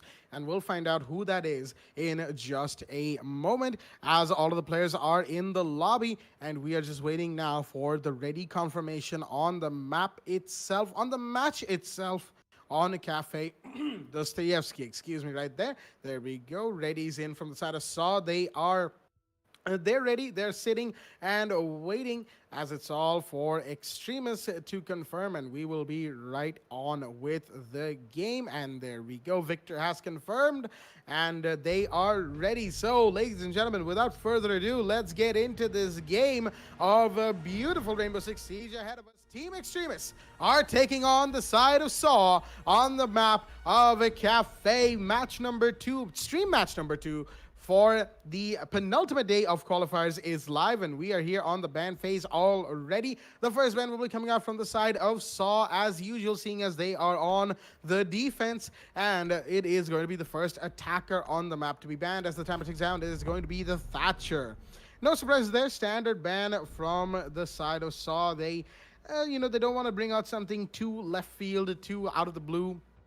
And understandably so, you want to make sure that you get rid of the operators that you as a team are most uncomfortable against. Or, if you don't have any specific op like that, you can just default ban Thatcher, as the Thermite is going to be banned as well. Thatcher Thermite, the OG hard breach combo, is off the board, and a very quick decision from Extremis for this first defender ban on the map, and that is the Mira. No surprises right there, as Mira, Cafe, Dostoevsky, need I even say more? Thatcher Termite, also a very good combination for Cafe. Going to be taken off the board as the last ban on the map is the Valkyrie. Fairly standard Cafe bans that we're getting to see right here from both teams. It is qualifiers, we're not going to see like very, very specific target bans, at least not yet. At least that's what the general perception of qualifiers goes. We could still be up for a surprise even in the rest of this game, as third floor bar and cocktail lounge is going to be the site of choice from the side of the defending team Saw.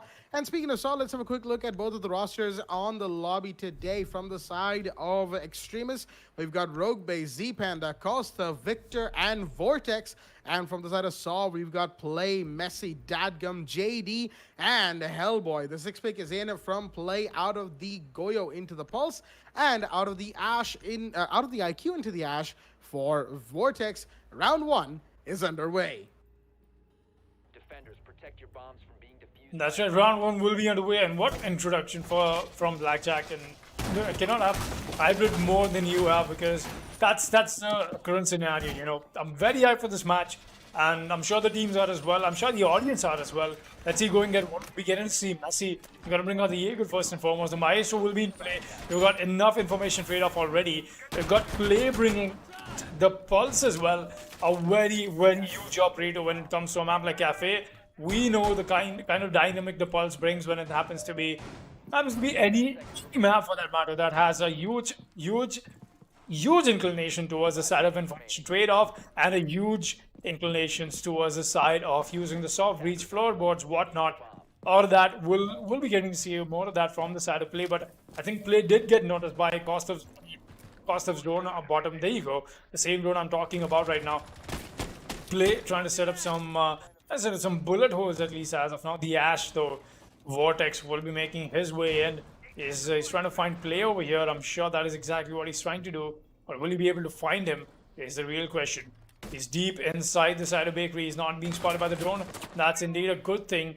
And I don't think he is spotted, though. But he's got to be careful about that little hole being made. Now this drone will spot him. Oh boy, there's 5 attackers on to him right now. And he's going to take the fall first and foremost. Great, amazing drone work, in fact, coming in from the side of Team Extremis, and good prioritization of kills. You want to make sure you're getting the Pulse taken off the board first, because that is exactly what is going to happen to you. You want to take that away first, and then you don't have to worry about the C4s popping in from random areas, because that's the only C4 player in the side of the defense, and that's time well invested. Roam clear, perfectly done from the side of Team Extremis. I'll still be waiting for the 4 of these defenders to make sure they're otherwise more careful now that they lost one of their teammates. But 4 vs 5 with a minute and a half left. Let's see what they can make out of the situation. Zpanda making his way into the side of leading room library, and the Wumai did get spotted there. The Hellboy, he's in one hell of a spot that he's playing, the Shaker spot as I like to call it. He's got to be very careful about this. He's got to play this to perfection as well. One wrong turn and he's going to face the heat from the side of Team Extremis. For those of you who don't know, Team Extremis is obviously a derived term from the MCU. That's right. I'm going to leave it to the audience to decide where that word came in from. If you guys don't know that, I'll tell you guys after the round is done. But meanwhile, the chat can indulge themselves in guessing where the name of Extremis has come out from. We'll still be seeing JD. Oh boy, he's been naded. Where did that come from? That's from down below. And Vortex to finish it up with the Ash charge. Look at the clear on the side that is coming in from down below. The vertical play that is being done from bottom to the top. And now Saw in a huge disadvantage. Messi totally unaware that the push is happening from the east side of this map. And that's been the takeaway. One more frag gets dropped. Victor is going to take that kill onto Hellboy very gladly. The Umai takes the fall. It's all under the smoke with the canisters. And wait, how did that not stun the smoke? Interesting. Smoke though with the shotgun, he's going to get the first frag in, but there's the nade and there's the bullets as well. He cannot escape that. It's a 1 vs 4 for Messi to work with. He's being spotted. No, he's not, but at least he's being creeped onto. He's got to be very careful with the speak. He's going to spot the Nomad. He's going to get the first frag in. So he has to find 3 more. He's going to tag up Vortex just a little bit, but not enough to get the frag in. He's going to come with the rotate onto the white stairs, but he's gone for a really wide peak, and that means there will be no conversion for either of these teams, at least not for now. Expecting a possible rappel, and that is happening, but that's not happening on the white window though. There's somebody else creeping up, and that's going to be Dova, but no, Dova is going to miss the shots. What was that from Dova? Vortex pushing up, staying back. I'm not sure what he's even trying to achieve at this point, because he's just trying to waste time, and it'll be Dova to finally collect the frag on the second follow-up. And Team Extremis will be putting the first round on board with a very beautifully well done east side attack take with the vertical plays done. I really like the part that Team Extremis brought out their attack from the side of east, because they did see that Saw is implying so much more utility on the side of the west side. Guess what, people? We're just not going to go over there. Really well done. A beautiful round to start things off for the side of Team Extremis. First round on board. Round 2 will be underway. And what a way to open out the rounds for the side of Extremis. Beautifully done. And just like you said, Foxy, especially on that roam clear, it is time invested, but just enough to make it worthwhile in the grand scheme of things. Right now, the Mozzie is going to come out instead of the Pulse from play. He's going to opt for the Australian defender, bringing in counter utility and, of course, intel denial for the side of the defense against the attack. And, well, Mozzie, pretty powerful with his gadget and his gun, which was the reason given by Ubisoft to take away his Super Shorty. Change that, I personally didn't really favor. I still feel like Mozzie with a Super Shorty was pretty much his best position to be in. But, I'm not the one who decides stuff like that. It's down to the devs, and they wanted his Super Shorty gone, so they just let Castle take it. It just comes in the locker room at the end of a hard day of operating, and Castle says, "Hey man, can I borrow your Super Shorty?" Mozzie gives it to him and never gets it back. That's the sad tale of how Mozzie lost his Super Shorty. And now, enough of that tangent. I really don't know why he started telling a telling a completely fabricated story, but hey, it is what it is. With all that out of the way, round 2, as the Sa will be looking to put their first round on board. That is what we're looking forward from them as well, seeing as we know Sa. We've seen Sa before, and it would be pretty interesting to see this game go pretty close towards the end of it all. Whether or not it will is the question, as Extremis with that beautiful first round, mind you, they've put Sa on a bit of a disadvantage early on. Cafe may be a defender-sided map on most days. It's not always the best defender-sided map. The attackers take a lot of rounds on Cafe as well. Right now, once again, you can see the roam clear coming in from the Zofia and the Ash with the droning happening from their teammate as they want to make sure that they find this defender down below, take him out as soon as possible. But there is actually nobody there. Play, who was playing all the way down there in the first floor, has rotated back up to site, which I believe makes all 5 defenders in and around site itself.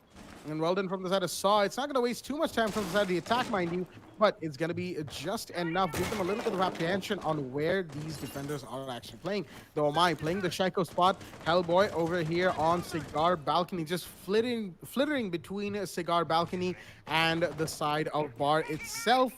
He's holding it down by the painting, mind you. The man is pretty careful on where he needs to be, as drones are going to be coming in from the skylight, coming in from the hatch drops, and of course from below, as lots of utilities being dispensed from a reading room towards the side of Cocktail Lounge. Dagum flashed out of his mind right now. Got to be careful where he's positioned himself off of that. Meanwhile, Z Panda, he's also got a pretty good angle, but he's going to fall back to watching the vertical that he has, of course, just opened up for himself.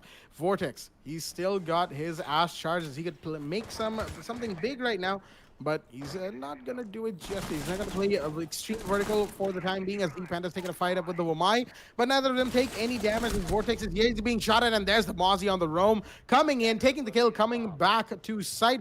You got to be careful of the open hatch, and he will be coming back in successfully, as that's unfortunate for the side of the attack, but Extremists have lost the Ash. But Kosov Dova is here to refrag onto Hellboy, taking down the Wamai, who was playing a pretty good spot up till now. 4 versus 4 with less than 30 seconds remaining as flashbangs come out, but no, that works against the Zofia, who gets taken out by the Maestro for his trouble, as it's a 3 versus 4 with not much time remaining for the side of the attack. They have to get in, they have to get this site control as the grenade comes in, but that's a little advised. Will the grenade still find the smoke? No, it won't. Dagum's still alive. The Repeller's going to be caught up by the Mozzie easily as well, as it's all down to Rogue Bay. The shotgun comes out, not going to work, but it's a 1v3. He's going to be taken out by the Maestro, and that is JD with the final kill on the round. And ladies and gentlemen, the first round will in fact be put in by Sa. They're going to put in a round 2, their first defending round, their first round itself. Round 3 is in play in a 1-1 scoreline, and once again, this is a game that promises to be pretty close, and we're going to find out who's going to be taking the early game lead very shortly indeed. All right, looks like Sa has had themselves a perfect counter to what happened in the last round, making sure that that does not happen in repeat telecast once again. They'll be stopping them, stopping the side of Team Extremis and making sure that they don't advance further, not at least not for the moment. Round 3 will be underway. Kitchen service and kitchen cooking is going to be this side. 6 pick from the Kaid onto the Echo will come in. I'm not sure if that's the best of what you're trying to do here, but yeah, most definitely we'll be seeing a whole lot more of that going ahead into this match. Let's see how that turns. Excuse me. Let's see how that turns out. We'll be seeing another extended roam from Sa. We saw that yesterday as well. I'm not a fan of this. I don't think they've heard me out. I think they just outright don't want to take my word for it, because All right, so if they've not heard me out, I'm just going to reiterate for everybody out there. You have yourselves extended roam onto Bakery. You have yourselves extended roam on the side of the red stairs. You have yourselves a side of extended roam on the side of the white stairs. That's too much extension. That kind of extension on a site that does not have a huge retake potential, not very advised. It still has winning rates. I'm not saying it's useless or something like that. No, that's not my words. What I'm trying to say is it's not very advisable. The statistics, the probabilities that go into it, not in the favor of the defenders always. But it's still a good setup though. It's going to come down to winning those gunfights for them. And let's see if that is going to be the case or not. It's been comparatively easy for Sa, you know, putting runs on board and matches on board when it happened to be on the lower stages and the lower brackets of the qualifiers and lower seeds, as that just had a cluster of so many teams with multiple skill gap. But now it's the finals, it's the qualifiers today. Everybody out here wants a piece of the bread, wants a piece of the pie. In fact, they want to make it to Division 3. Will they be able to do or not is the real question. Going ahead, we'll be seeing that very soon. Z-Panda has got himself the push up on Zofia. One trying to make their way up. Oh, no, he's just going to place the Claymore and fall back. Roguebear was on the drone so far, and that's why he's going to make his way back.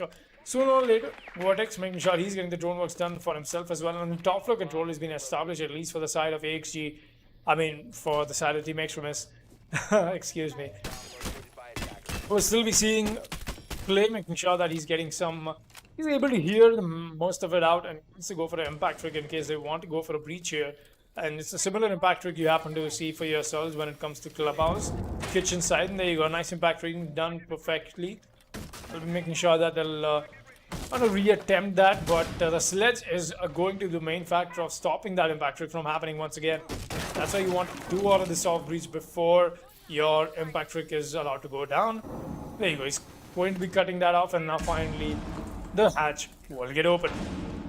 Vortex meanwhile pushing up the brown stairs. He might as well find the Vuma here. No, the proximity alarm is what is going to give away his position. The echo drone is here to help him as well. He's going to get the echo drone and then the proximity alarm.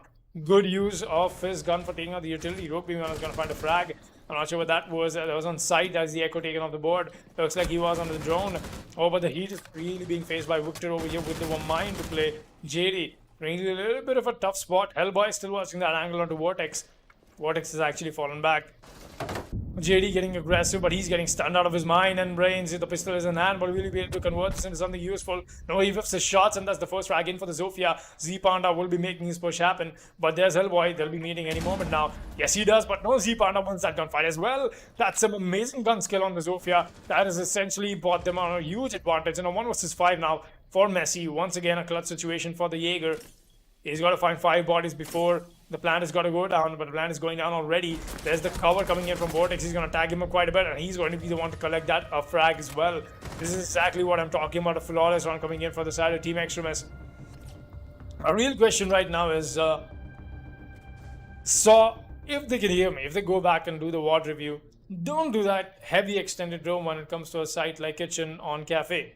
Honestly, don't. Take my word for it. You've done the homework. Trust me, don't. That out of the way, we'll be seeing a whole lot more of that coming in from both these teams. But for now, an amazingly well done round from the last time at least. Round 3 was Team Extremis for the taking. Round 4 will be underway. Round 4 is in. 2-1 is the scoreline. Extremis with a flawless third round to give themselves the early game lead. We're halfway through the first half of the game, so that what makes it a quarter of the game. But you know, quick maths aside, round 4 going to be in play from the side of Sa on the defense. They're going to be going back to Kitchen once again. Looks like they don't want to attempt second floor at the very least just yet.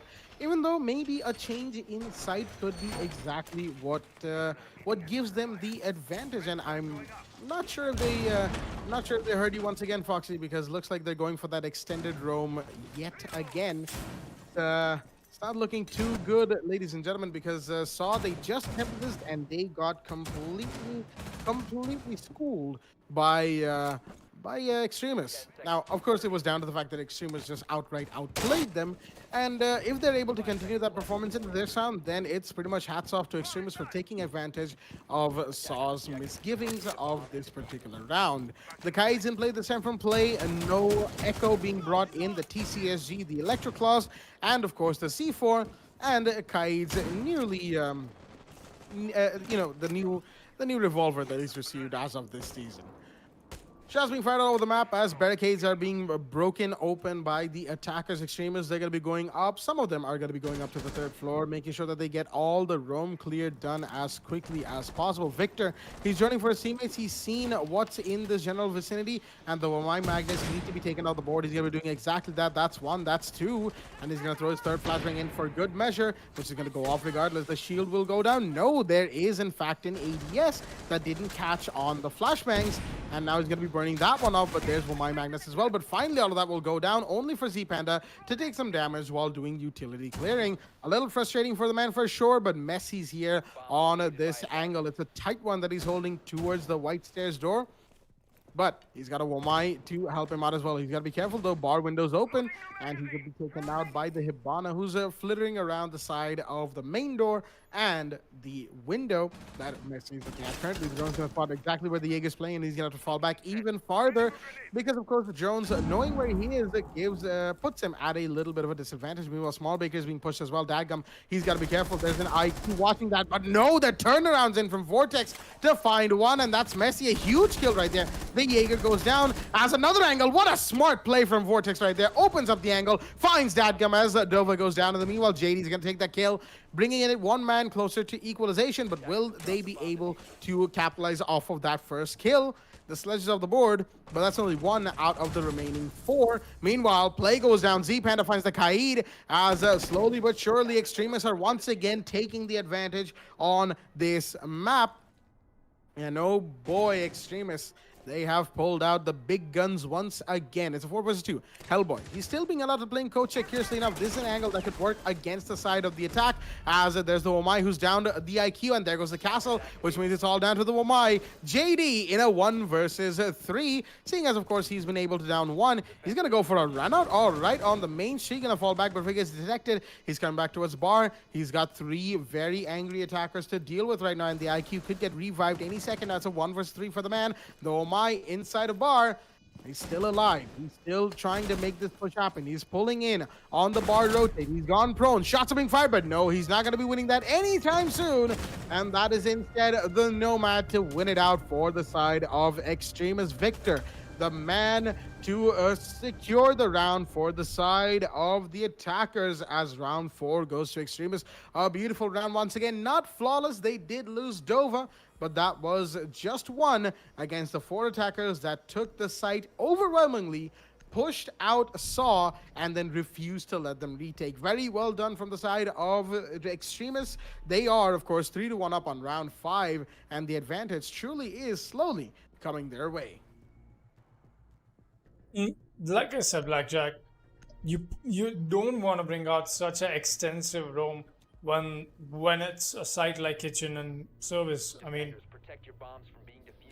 I get it. All right, I want to reiterate this for Saw once again. They've gone this time around to the side of our tails, but you have yourselves the roam established on the side of the red stairs and the bakery. We get it. All right, that's you are already extending your site into something adjacent to it. You want to make sure you employ so much more utility into holding down those. Getting this side open as well. Employing utility on the side of VIP, and then the hallway, the counter, the kitchen counter, the bar counter. So much utility wasted.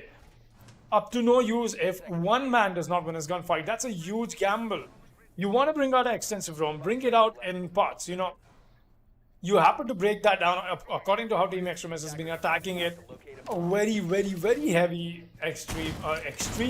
Yeah, I'm going to use that word now. A very extremely heavy utilization of their extensive roam. It's just not enough, man. That kind of extension does not work when the site is kitchen. And the way AXG, excuse me, once again, I go calling them AXG because of the clan tags that they have for themselves. The way Team Extremis is playing that, winning their gunfights, is just not working out for Saw. And Saw needs to be, they need to realize that it's just not working out. You need to change something up and put your rounds on board. You happen to lose defensive rounds on Cafe. Not a great day to be defending on Cafe for that matter. But yeah, let's see how things will turn out. We'll still be seeing play hold down on the side of the bottom of the white stairs.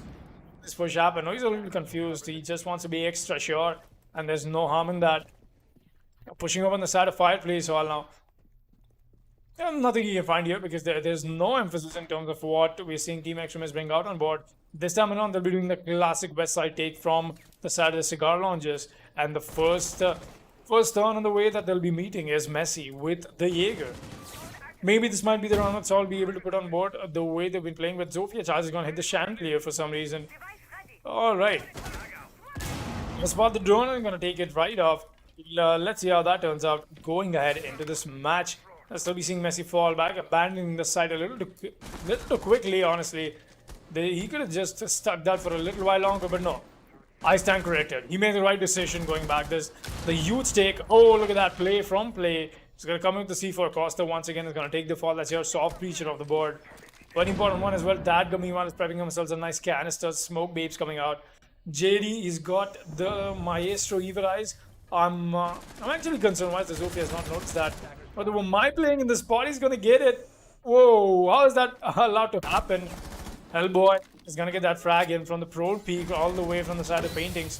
Still going to be watching this angle, and this suddenly twisted in the favor of the defense, and this is exactly what I was talking about. This time maybe Saul will be able to win this match when this round started, because the way Extremis is playing into their setup, it just looks a little too convenient for the side of Team Saw. I'll still be watching them play this strong. We've got Hellboy waiting on that ledge for himself. But I think somebody's going downstairs to dispatch him on that position. That is Vortex indeed, yep. He's moved downstairs. We've got to be very careful about that though. There you go, Vortex creeping up on him slowly but steadily. And now he knows where exactly the Uma is playing. He's going to get him. Well done, job well done. In fact, for the IQ, 3 vs 4 established. Only 10 seconds left though. This is not looking great for Team Extremis right now. JD has gotten aggressive. He's going to get the planter. Does he find one more? No, he's just firing away to glory. Meanwhile, Victor is going to find one. JD is here to get the double. Will that be Vortex's skill? No, Vortex is far too away from the side. He's just going to save his skill death ratio in a custom lobby. Yes, we'll be going ahead through this match, and quite the play. Play has lost the game, sadly. He's left the game, sadly. Not lost the game, excuse me there. We will be going into a rehost. Never mind. Looks like the... Alright. Okay. Alright, we'll be going to a rehost then. The Rios will be into play, and let's see how that turns up. We'll be back on your screens in just a moment, guys. Round 6 will be underway, and let's see how that turns up.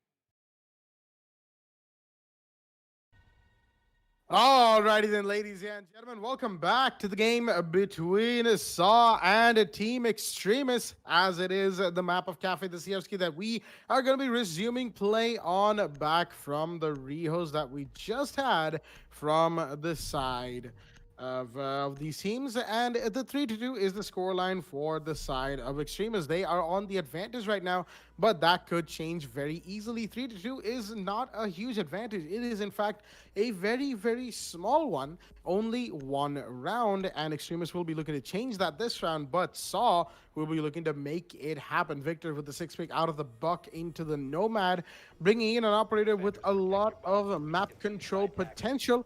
All he needs to do is not get taken out early, and he will be providing a lot of utility and a lot of anti-roam for his team. Second floor reading is the side of choice. This is the side that we have today in this match so far. Only seen the side of Saw pull out once, and that is, of course, this very round. They went to kitchen twice after winning bar back on round 2, and rounds 3 and 4 are a testament to the fact that Saw, trying to make an extended roam on kitchen, are unable to, for the time being, pull it off. And, it's always a little sad to see a particular hold for a defensive team not working out, but it is also a learning moment for them because they've learned that that hasn't worked out for them. They're going to improvise and bring in a different site of choice, and that is reading room itself, and of course fireplace room to go along with. Which of course means that Extremis will have to start things by going all the way up to the top, reach through piano, go through cocktail lounge and bar itself. Make sure that third floor is clear of all of the pesky roamers that the side of Saw will be bringing in, and then going towards side. There's going to be a lot of verticality being used from both teams, as Victor very impatient with has to be broken, and there is the sledge to make that happen. Dova, nice and quickly as JD's holding down dark spot in Cigar Lounge.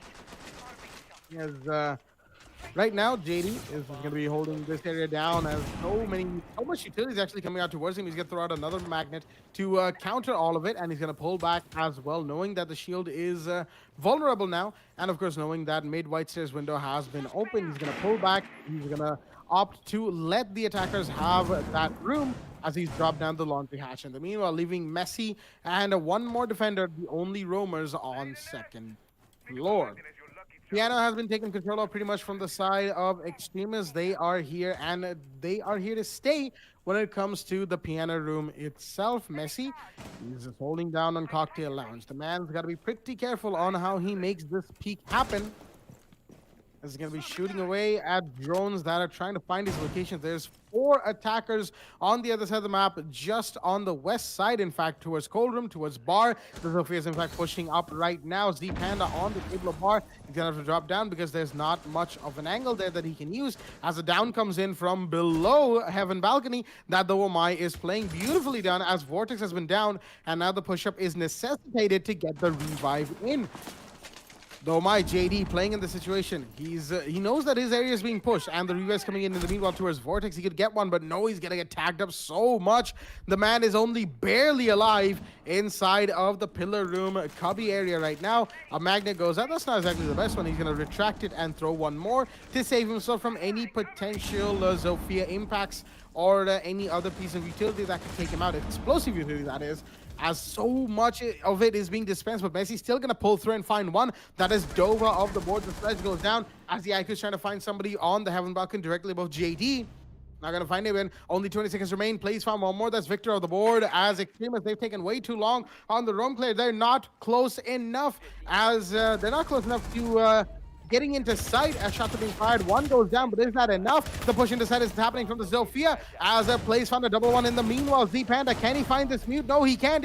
As the Hibana goes down, that's Diffuser. The pistol comes out. He's found one, he's found two, but there's no time to find any more. And Saw, with the beautifully done roam, with the beautiful sight hold, and with the beautiful hold offside, are going to be taking round 6. And ladies and gentlemen, that is going to give them the equalizer mid-game as round 7 roll swap is in. 3-3 is the scoreline. And oh boy, this game just got a whole lot more exciting.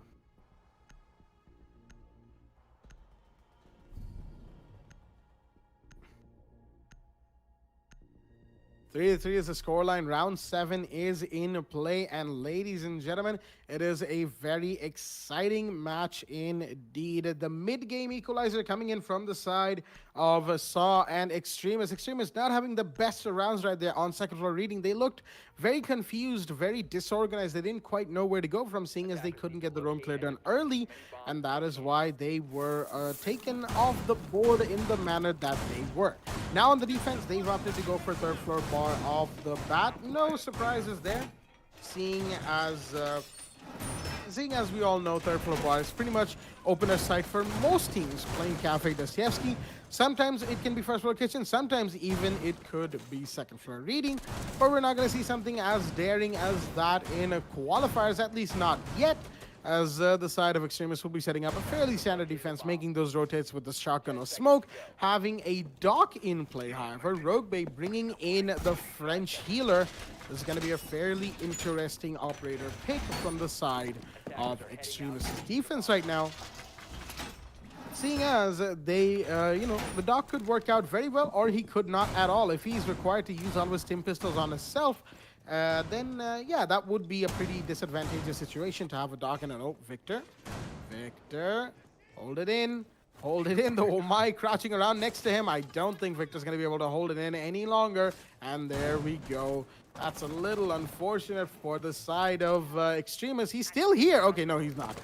Not anymore, mind you, as Victor has had a very, very unfortunate disconnect for himself and his team, putting Extremis in a fairly disadvantageous position.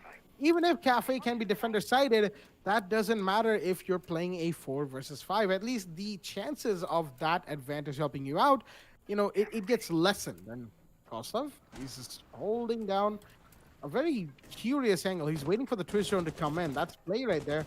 But I don't think the twist drone is going to come in any second now. Either that or they move the new jammer around the Womai. No, not quite. The twist drone is closed as flashbangs are coming in. In the meanwhile, Hellboy is got to be... he did throw those flashbangs, and there we go. The Womai will be spotted. Done a little bit of damage. That's his 1 HP worth of damage, as he will be falling back to fallback store, and Smoke taking his place in bathroom of third floor. Z Panda, he's got the SMG in hand. He's got a Womai magnet to help him out as well. As shots will be fired any second now. Saw taking their sweet time in getting their intel established. They've cleared out piano room as canisters are going off to stop them from getting any farther. They need to make this quick, and there we go. The Excaris are going to establish a line of sight into cold room, and that is, of course, Dadgum with a beautiful use of his Excaris right there early, getting it done with less than a minute and 10 remaining, though. Mine's trying to go for a peek right now, but Dova is pretty low in this particular situation. Drones know exactly where he is, as he's going to take one out, but there's even more for him to worry about. He's stood up, and there you go. The grenade comes in to take him off the board. JD will happily take that, and another one. This one goes to another attacker, as the side of the defense are looking very much worse for wear on this defense on Cafe Dostoevsky. 2 versus 5. JD's going for the plant. Rogue Bay can't really do much about it. Vortex trying to pull back. He's going to come up the red stairs, get one headshot onto Hellboy as the push is coming in slowly. Ooh, the SMG finds another one. Vortex, he could be up to something right now. The dock on the other end of the map will be supporting him as well. The shotgun could come out any second now. Vortex pulls up. The SMG comes out. He finds one more. Triple kill for the man as he's playing around in the Shaiko spot. Rogue Bay's found one more. That's Messi on the board. Suddenly it's a 1v2 for the Hibana. He finds one, but it's all on the mute playing in this 1 versus 1 situation. Can Vortex make this quad kill clutch happen? He's baiting the counter defuse. Shots go off, but he's not going to find anybody just yet. Dadgum's playing this pretty safe. Flashbangs are going up to deter the mute's push. And there you go. The mute will be taken off the board. Dadgum with a smart play right there. Playing by the whiskey window, using the flashbangs and the counter for cover. Bearing 9 comes out, takes the kill, gives Saw another round on board. And that is going to put Saw on the lead on round 7. Just in time for Victor to come back and wonder what the hell happened in here. As 4-3 is the scoreline. Saw have finally taken the lead. As on the attack, looks like Cafe, it might just favor Saw tonight. Who knows? We'll find out in just a moment. Most definitely we will. Let's see how that turns out. A 4-2-3 in the favor of the attackers right now. Saw is definitely taking the attack right from the hands of the side of Team Extremis, and Suddenly, Cafe has happened to turn into a attacker favored map for some reason, and that's just been the trend that we happen to follow in qualifiers. Or maybe it's just the team's not able to standing up to the performance expected from them. Let's see how that turns out. We will be seeing once again Z-Pandas come up with all the rotation zones and whatnot. Vortex will be coming on the T5 SMG. I'm not sure if the SMG 11 is the same gun that he wants to be using once again. A better advantage that he'll be having with a man like that. A man of that caliber, I mean, having yourselves a 35 SMG in hand is definitely very handy. You got yourselves the Legion Mines as well for the information trade-off. And, yeah, let's see how that turns out. We got everybody was steady, and yeah, it's all looking great for the side of Saw. At least they're putting the rounds on the attack on board, and we love to see stuff like that. What? How's that allowed to do? Play is going to take out one huge piece of utility off, and that's going to be the ADS taken off the board. Costa should not be allowing stuff like that. The Twitch drone is just going to walk in and get the ADS done. You can get aggressive, Costa, right now while the attackers have just spawned, just so you know, to get the drone out. But we'll still be seeing a bit of a stagnant push once again from the side of the attack. We've got JD making sure that he's getting the hatches broken and done dusted. We got Hellboy making sure that the Nomad charges will be coming in as well. Oh, there you go. It's the correct one this time around, not the one on the stairs. As we got, oh, there we go. Doa is finally going to stop it this time around. He does not want to take chances with the Twitch drone. And the placement of the ADS is a little too back. Might just not favor him, but that's just enough to save himself. But maybe not the shield. Maybe not the shield. It depends. It depends on the projectiles, the trajectory as well. But yeah, going ahead, let's see how that turns out. Victor watching this angle, he'll still be going for the white team. He's got some flashes throwing in. JD is making sure that the nades are coming in as well. Messi is already pushed up. He's got to make sure that he converts it into something useful. And let's see if he'll be able to do that or not. Messi comes up with the ash shot that's going to get caught up by the ADS. Looks like still not cleared enough. But now with the ADS is blown out, and yeah, that is it. It's going to be Z-Panda falling back. He's using smoke canisters to the best of his utility. Not sure if that is the optimal position to play on. Meanwhile, he's going to find Costa. That's Doa taken off the board early on in the match. A 5 versus 4 established, and it's not looking all the while that great. Oh, Mychat's going to catch off a Nomad air jab, and that's great. That is one less piece of utility for the side of the attackers to work with. Vortex going for a full rotate downstairs. He almost got spotted, but wait, easy trying to find somebody rappelled up there. There's nobody rappelling. That means his Legion Mine is going to get spotted, but that's the turnaround, and that's a Twitch. Play with the plays, man. He's going to get double kill this round. It's on a Rogue Bay and Victor. Rogue Bay going for the white peak.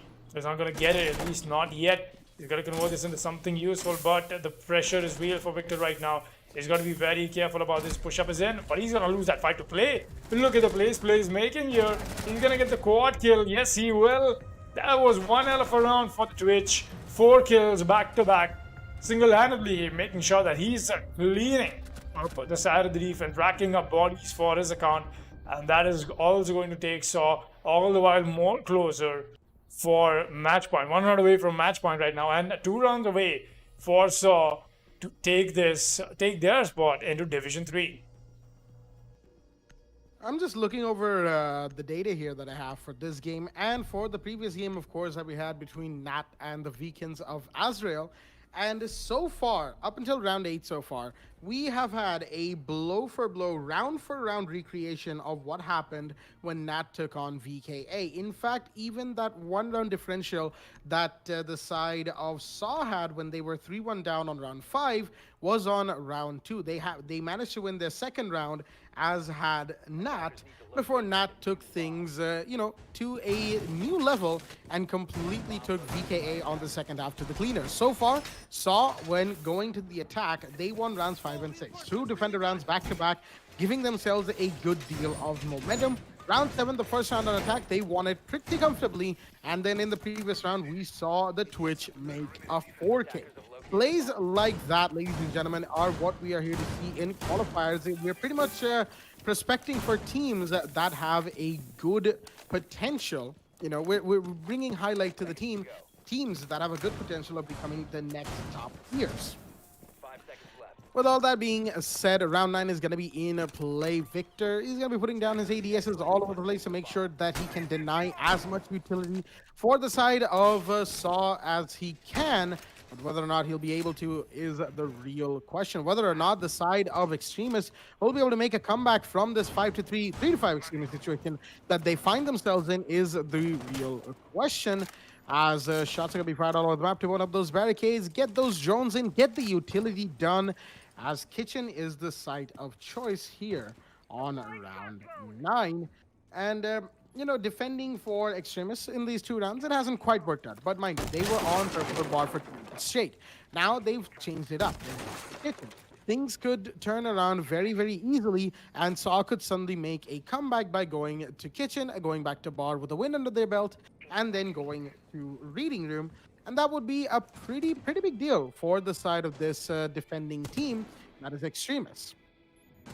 Yash making sure to get the roam clearing in as the drones are coming in all the way down the 2nd floor. Mind you, they've already cleared out the 3rd floor, but all of the defenders, unfortunately for the side of Saw, are inside of sight, or at least playing around sight. The Omai by the coach check area, Harry Potter on the red stairs, that is, and Vortex in prep room supporting the dock inside of Big Bakery itself. Air jabs are going to come out from the Nomad in the meanwhile to shut down the rotations and flanks. Coming in from the side of the defense, as they are, of course, as afraid as they should be of a Jaeger or a Vigil randomly flanking them from one of the stairs.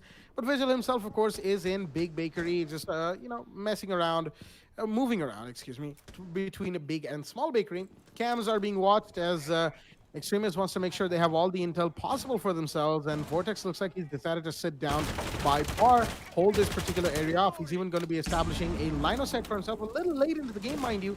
There's a minute remaining, as right now, this is definitely coming in pretty close on the timer for the side of Saw, because if they don't expedite this process, they might find themselves on the back end of an unfortunate push. Rogue Bay is going to start things off. He's found Hellboy. That is the Nomad of the board. A pretty big kill, mind you, as a Nomad in the late round is pretty annoying to go up against. Smoke canisters are coming off as well, as the cold room push is being denied from the side of Extremis. There is, of course, the hatch that they still can push. They haven't done much vertical, mind you, seeing as the defenders are pretty spread out. It's a pretty spread out hold right here, as the smoke is trying to hold off Kogan, but the slice is already in. He's got on the side. The diffuser is required, and that is what Dadgun will be bringing in. He's gone in. He's going to be planting by the bomb. As Twitch is going to find one. There's another one from the sledge. As Play is going to find a double. It's suddenly a 4 versus 2, and suddenly Saw have turned things around in the last 10 seconds of the round. The Doc comes in. He gets taken out. It's a 1v4, all down to Victor, who's just inside of Kochek. The man couldn't even move, and in the blink of an eye, all of his teammates are down. Take some shots. He's not even sure where that came from. He's going to rotate and get taken out for his trouble. The revolver from Play comes out to find Victor, and that is going to give the side of Saw a beautiful round. And ooh, you love to see that. The single bullet from the revolver to take out the last defender remaining. Extremis looking very, very worse for Rare right now, as Saw have found themselves on match point. 6-3 is the scoreline, and we're headed back to kitchen cooking and service on the 10th round. He's definitely making some plays happen for his team, and Saw, boy oh boy, they're sitting on match point, 1 round away, Blackjack. They're 1 round away from being a very, very huge part of the largest league in the region that is going and getting themselves a secured spot in Division 3. This is definitely come around, and let's see how that turns out. Going ahead in this match, 6-3 is still going to be the scoreline, and the way it looks like, Team Extremis needs a little bit of change up. They're just not able to stand against what Saw is bringing up, not able to win those gunfights as I was talking about before. The way the match started off, it's been Team Extremis winning those gunfights, and you're making sure that they happen to be a 1-up against the side of Saw, but no. Saw came right back in. Let's take a look at Play's kills that he's done after the rehost. 9 frags on the board for himself. That's huge. That's great. Great work done by the man. And going ahead, we'll be seeing a whole lot more of that, or not. Depends on Team Extremis. Let's see what round 10 brings us right now. Team Extremis, though, they still got to put 3 rounds on board back to back, and they've got to make sure that they did not lose even one single round from it. A huge, huge, huge thing. They want to make sure that everything in that goes correctly, and they want to make sure that all of that drone work, all of that conversion, all of that roam clear, the breach that they happen to make, everything is a step in the right way. We'll be seeing JD making sure that getting the top floor hatches breached and done. You want to make sure that you have your roam clear established. There's no roamer. That means the roam clear is going to be pretty quick for the side of the attackers. Did the frisbee did it just bounce off the wall and place itself there, or was it just my eyes? I'm not sure. I think Blackjack isn't here, but for some reason I thought that bounced off and plays itself. Anyways, we'll be seeing Vortex is going to be making sure he's bring out the Echo. Sure, the Echo is the right pick here. They definitely need information, but Echo drone's not the best way of having substantial information. Honestly, not when the situation is so dire and you're trying to bring out an extended drone play. Not the play. We'll be seeing Z-Panda. He's just going to hold back for the moment. He's got the SMG-11 with the smoke. He's got a peek. But JD is being spotted by the Echo drone, and now he's got to be careful about it. Top floor control being established to perfection, and that is essentially boxed out the Jaeger. The Victor cannot move anywhere except for the main reception now. They'll be pushing up. Let's see how that turns out. Still rolling this very strong though. Costa will be playing on the side of the counters as well. Vortex is brought. The Echo is still on the drones. Rogue Bay on the dock. Z-Pon trying to make sure that he brings out whatever he's got for himself. Let's see how that turns out. Ash trying to go for this peak. No, she's just a little too confused. Trying to find the Echo drone. The Yokai is what is bothering her for the moment. Bullet hole peak is in, but that's just not enough to convert that into something useful. Victor meanwhile has picked up a fight already. There's flashbangs coming in from Dadgum. Wants to make sure that whatever he does is accounted for. Trying to make those plays happen. Push up is eminent from him. He's a little too scared, honestly. Excuse me, there. To a little bit of a pause. But yeah, he's a little scared making this push happen. Got to be very careful about Costa playing on the other side as well. Costa, that is Z-Panda playing on the other side. Costa will be the one to make that first fight with him. Smoke Aniston's coming on the wrong spot. Why would you smoke Aniston that off? There's a possible... Oh, that is why you would. That's because it threw the wall and onto that side. Really well done for the side of Z-Panda. He's going to get the first frag. Victor onto another, but plays here to try and make plays happen. There's Hibana standing up for his team as well. There's the equalizer in, but no. The refrag comes right back in. The confirmation is what he's expecting, but no, that's going to tag him up quite a bit. Just not enough play in a 1 versus 3 with only 3 seconds left. He does not have the diffuser either. The heal back isn't for the dog. Tries to come in with the revolver. Doesn't know again, but that's just not enough. Team Extremis will be surviving, at least for now on round 10. And quite the round. We just had to see. A good breather for Team Extremis, but they still got 2 more rounds. Quite the climb that they still have to make. Saw a good attempt from them, but just not enough. Relying a little too much, and then you happen to invest yourselves in the top 2 floors of the roam clear. Then you happen to go the soft breach. Not enough time to make the main push on the side happen, and that's where you get shut down. A good attempt from the side of Saw, but just not enough to beat what Extremis brought on board. 6-4. The scoreline. Round 11 will be underway. 1 round away for Saw to go into Div 3, and 2 rounds away for the equalizer coming in. 2 rounds away from the equalizer, but will we ever reach that truth is the real question here that we are here to answer between Team Extremis and Saw right now, as looks like Rogue Bay is bringing up a little bit of a ping issue apparently that between the teams right now, and you know, that of course will be monitored by all of our beautiful admins at the back, and they'll be confirming with us soon about what will happen. But yeah, it's a little out there, shall we? So pings, of course, are a tricky subject, especially in our particular region, seeing as not only is it the monsoon, but just internet infrastructure can be a little hazy, shall we say. So I believe, who was that? Was that the Nomad Hellboy? I couldn't exactly catch it right there. But regardless, we're going to be moving forward with the round, and in fact, it is Hellboy with the slightly higher than ideal ping. But again, down to the admins to make the decision. It's not mine. I'm just relaying what is being said and what is happening in the game to all of our viewers at home. Action phase is already in place. Saul will be looking to make this round their Sturford bar. They managed to win it twice, mind you, back to back in rounds 7 and 8.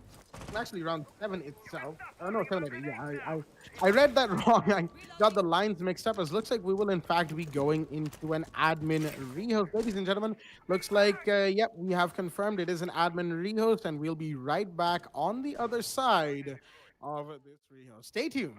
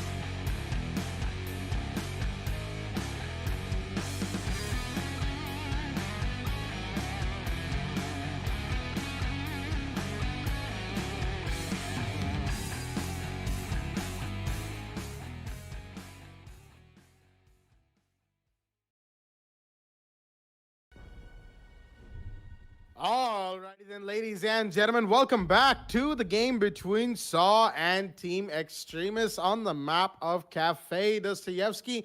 We are back from the second rehost, and which was, of course, the admin rehost due to some unfortunate ping issues from the side of Sa, which has seen them take a substitute player in after, of course, conversing with Team Extremis, and Extremis allowing a sub in this late into the game.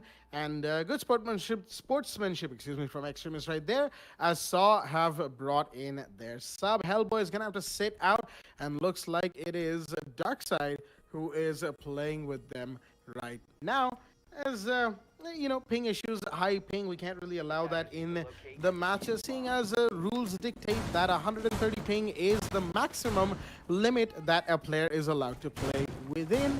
And thankfully, all of our players currently are well under that maximum limit. Round 11 is going to be in play. The score is 6-4. Sa are on match point, and whether or not this sub-in is going to affect their chances in this match, whether or not it's going to happen, whether or not it's going to dictate a change in the way this match is played, it remains to be seen.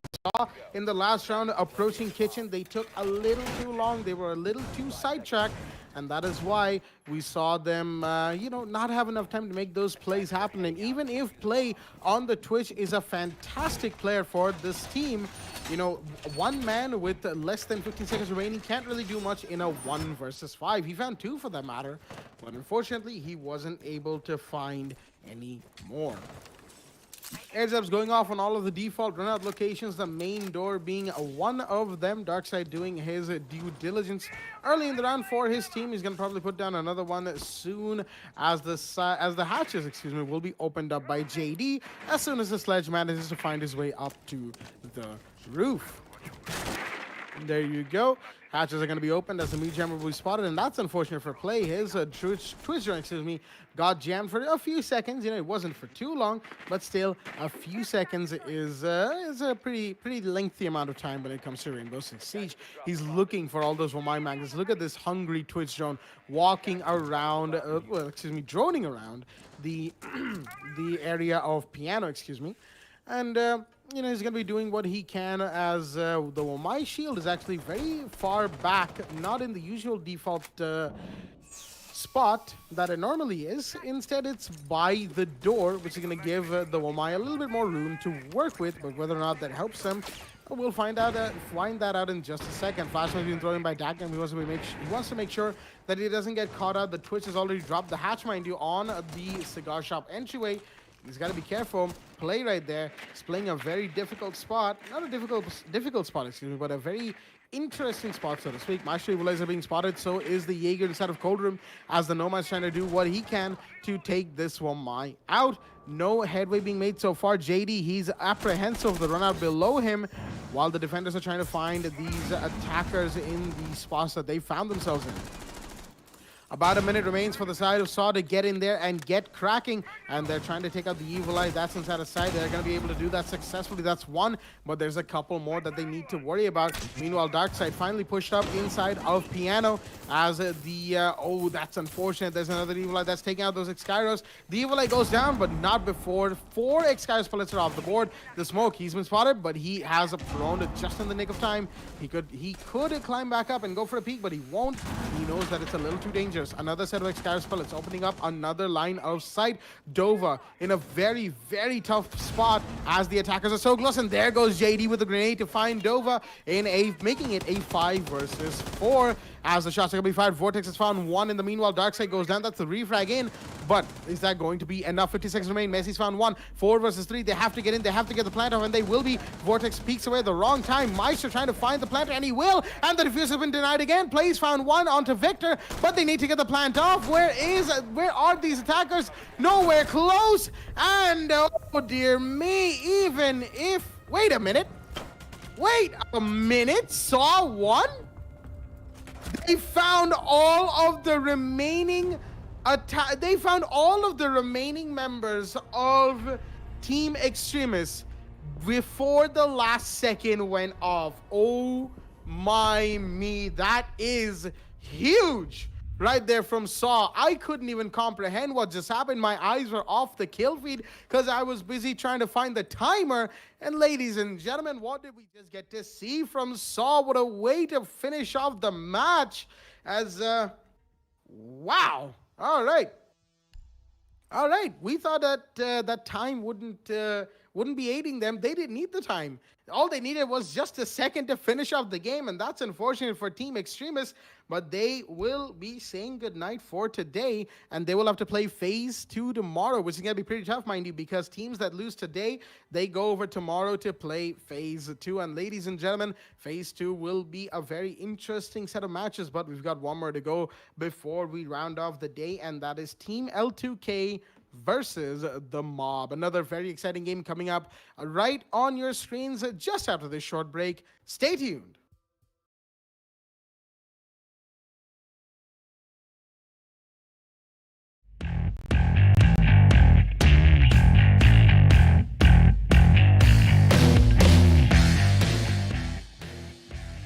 To be careful on the push coming in from the Twitch, and Anaconda will immediately capitalize on the situation by taking out almost Eugene, but he doesn't know that IQ has been pushing in, and look at that, we are now with the plays as he is just going to get traded out from Invalid. The pushes are coming in over and over again, but finally it is all down to Jinx to clutch this one out on a 1v1 situation here. It is Jinx versus Invalid. Who's going to be the victor? It is the UMP versus the Type 89.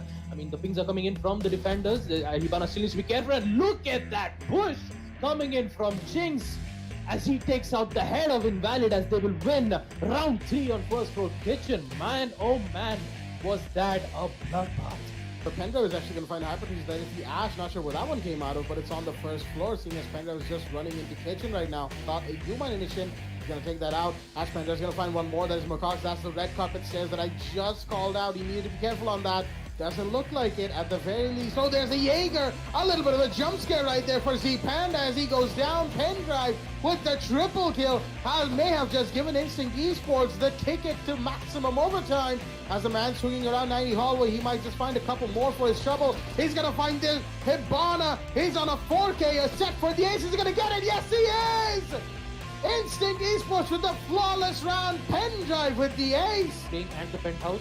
So with the help of the operator Spaceman, which should be really great here. A peek from the Zofia, and eventually but Gypsy on the first kill, taking out Anaconda. Hamai will be able to take out IQ, just get traded out from Spaceman, and with that 35 seconds still remain for the attackers. Asterix taking out Eugene. The smoke with the SMG plays, hoping to at least take out Zofia, but no, Spaceman will emerge victorious, and will eventually get a triple kill. And look at that, almost walkover, will eventually get their first win.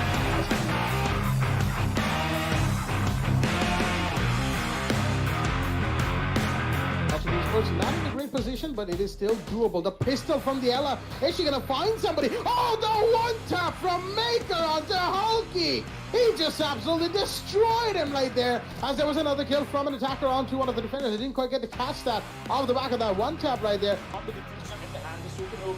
You might as well go and stick the plan. He's doing that in the really bad spot. But wait, where is that coming out from? He wants to go for it. Oh, the heat comes in.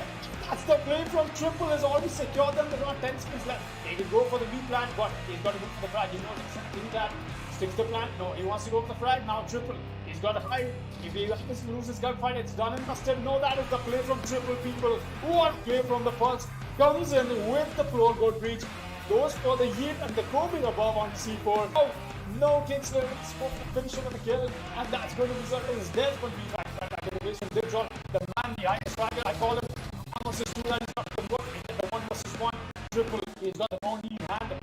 It could happen right now. It's the game of 1v1s. We'll know where the Mozzie's playing. Mozzie being very sneaky, and that. Oh, what a sweep! What was that play? What was that play? No way! Joel, what did he just do? Oh my god!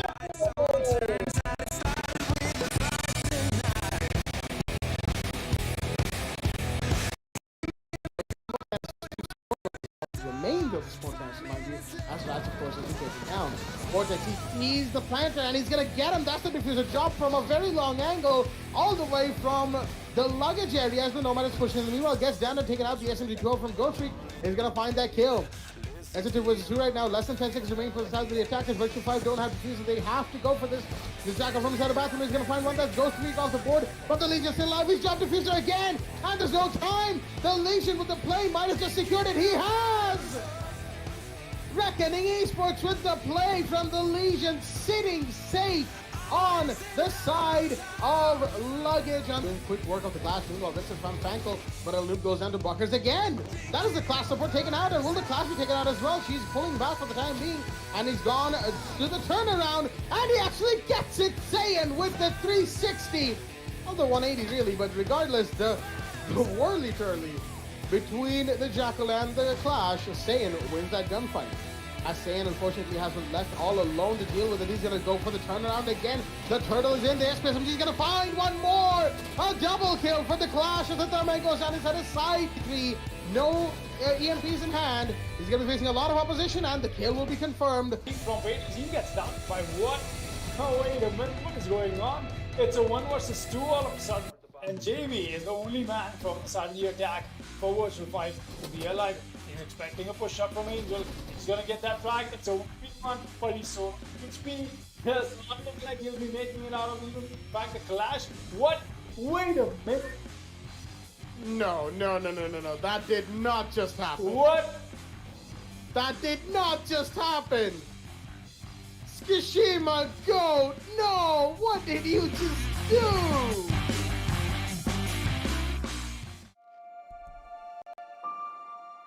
The moment of creation is a form of magic, where an off becomes an on, a 0 becomes a 1, then another, and another, until, deep in the complexity, you discover order, speed, reliability, power.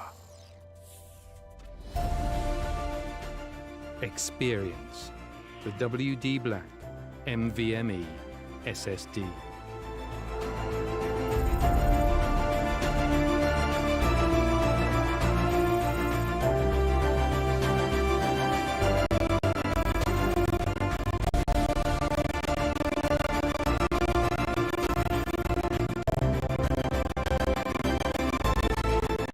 Fueled by darkness. Level up to NVMe SSD performance.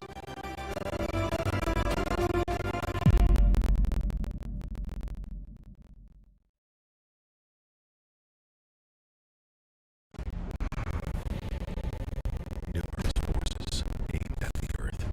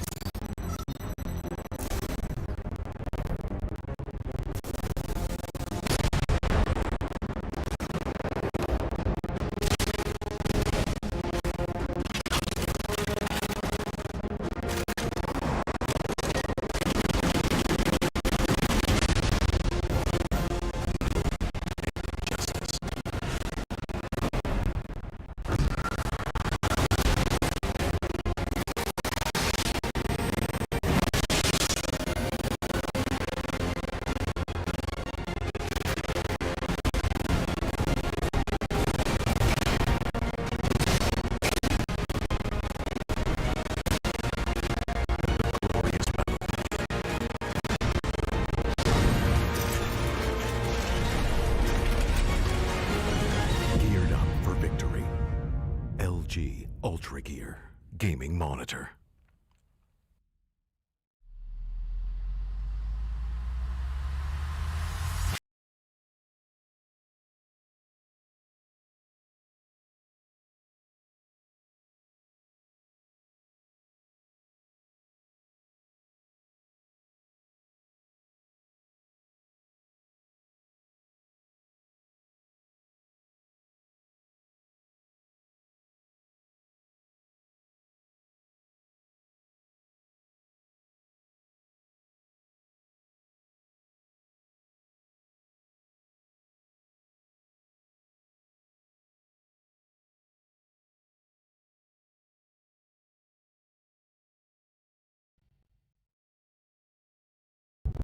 Ready to breach.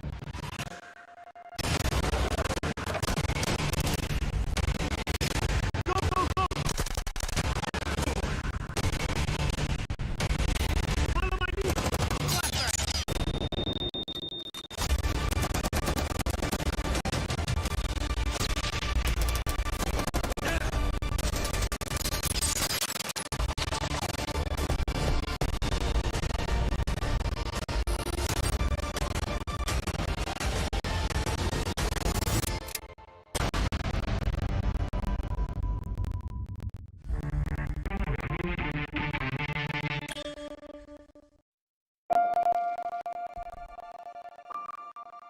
The moment of creation is a form of magic, where an off becomes an on, a zero becomes a one, then another, and another, until, deep in the complexity, you discover order, speed, reliability, power,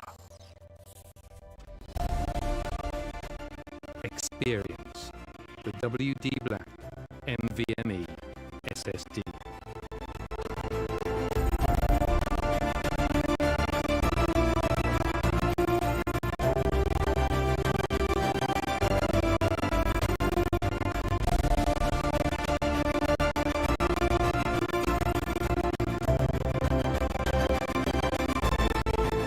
Fueled by darkness. Level up the NVMe SSD performance.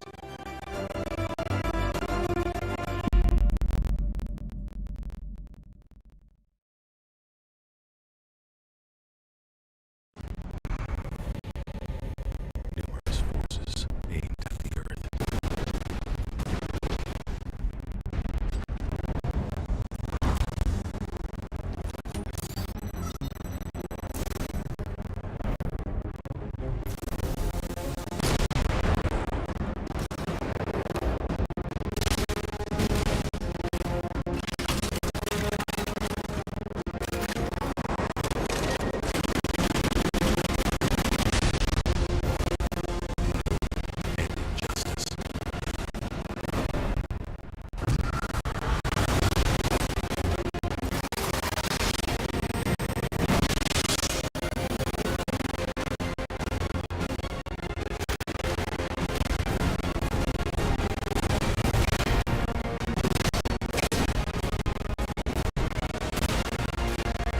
Glorious battle.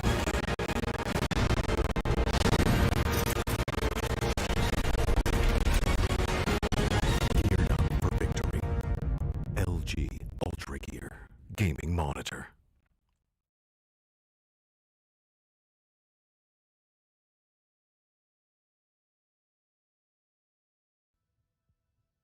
Alrighty then, ladies and gentlemen, welcome back to the W Black the Esports Club League for Rainbow Six Siege, powered by LG Ultragear in association with AC Fibernet, Zotac Gaming, and Games the Shop. I'm your host, Blackjack. Joining me is my co-host, Salmon Fox, as we are here for the final game of the penultimate day of Qualifiers. Qualifiers Season 5 is about to come to a close with only 1 day's worth of games left after this final game of the night, and that is the Mob taking on Team L2K, and we are returning to the beautiful Italian map of Villa. That is right, ladies and gentlemen, Villa is in play once again, and we've seen these teams before, of course, the Mob, L2K. I'm pretty sure everybody is very excited to see these two teams go at it in this very big match. Which team will be heading into Division 3 tonight, that is, and which team will be heading into Phase 2 to try and find their way in Div 3 tomorrow? That is the question that we are here to answer. The Mob or Team L2K? We will, of course, find out. Before we get into the lobby, let's have a quick look at both of the rosters in play today. From the side of the Mob, we've got Sentinel Speed, Super Strix, Death 99, Kato, and Bunny. And from the side of L2K, I'm pretty sure these players need no introductions. And, of course, we'll be holding off on those introductions because we're heading into the ban phase of the map. I was going to do it, but then, The ban phase came in and I couldn't read out those names in order. But the ban phase itself is a pretty important one. Which operator will be banned dictates how the game will be played overall. And as it goes, there's going to be a lot of aggression. It is Villa after all. It's pretty defender-sided. Defenders tend to get pretty aggressive on a map like this, as the Jackal will be the first ban on the map. There we go. Jackal ban means that the attackers won't be able to control the defender's aggression as effectively without him. There will probably still be a Nomad in play, maybe a few Claymores here and there. But other than that, the Team L2K will be allowed to get pretty aggressive on this defensive hold. The mob, in the meanwhile, their attacker ban, is going to be the Montaigne. Thatcher is left in play as Monty is off the board. Once again, pretty interesting right there, as the side of the defense will face their first ban, the defenders that is, and that is mob getting the first defender off the board. And that is going to be, in just a second here, there we go. Mira is off the board for the side of the defense. No Mira to be played on Villa. No surprises there, as Team L2K are going to have the last defender to be banned on the map itself. And in just a second, we're going to find out who that is, and that is Pulse. All righty then, ladies and gentlemen. The Pulse ban is actually, you get to expect Pulse bans on Villa and sometimes on Consulate as well. But not all the time on Consulate. But when it comes to Villa, Pulse is actually a fairly frequent ban, especially in recent days. People have found out that, hey, Pulse is actually pretty powerful. Playing vertical with the heartbeat scanner and the C4, yeah, we probably don't want to go up against that, and we probably don't want to play with that either, for certain reasons, whatever the teams decide. But with that being said, let's finish off looking at the rosters for both these teams. From the side of L2K, we've got Fatals, JV, Rats, Nos, and Blank. So many players from so many former division teams, as they're looking to make their way back into the division stages itself. The Valkyrie's going to be 6 picked in out of the Rook by Blank, and Strix out of the IQ into the Zofia. Second for Aviator is the side of choice, and round 1 is underway. Attackers need to locate and defuse as many bombs as they can.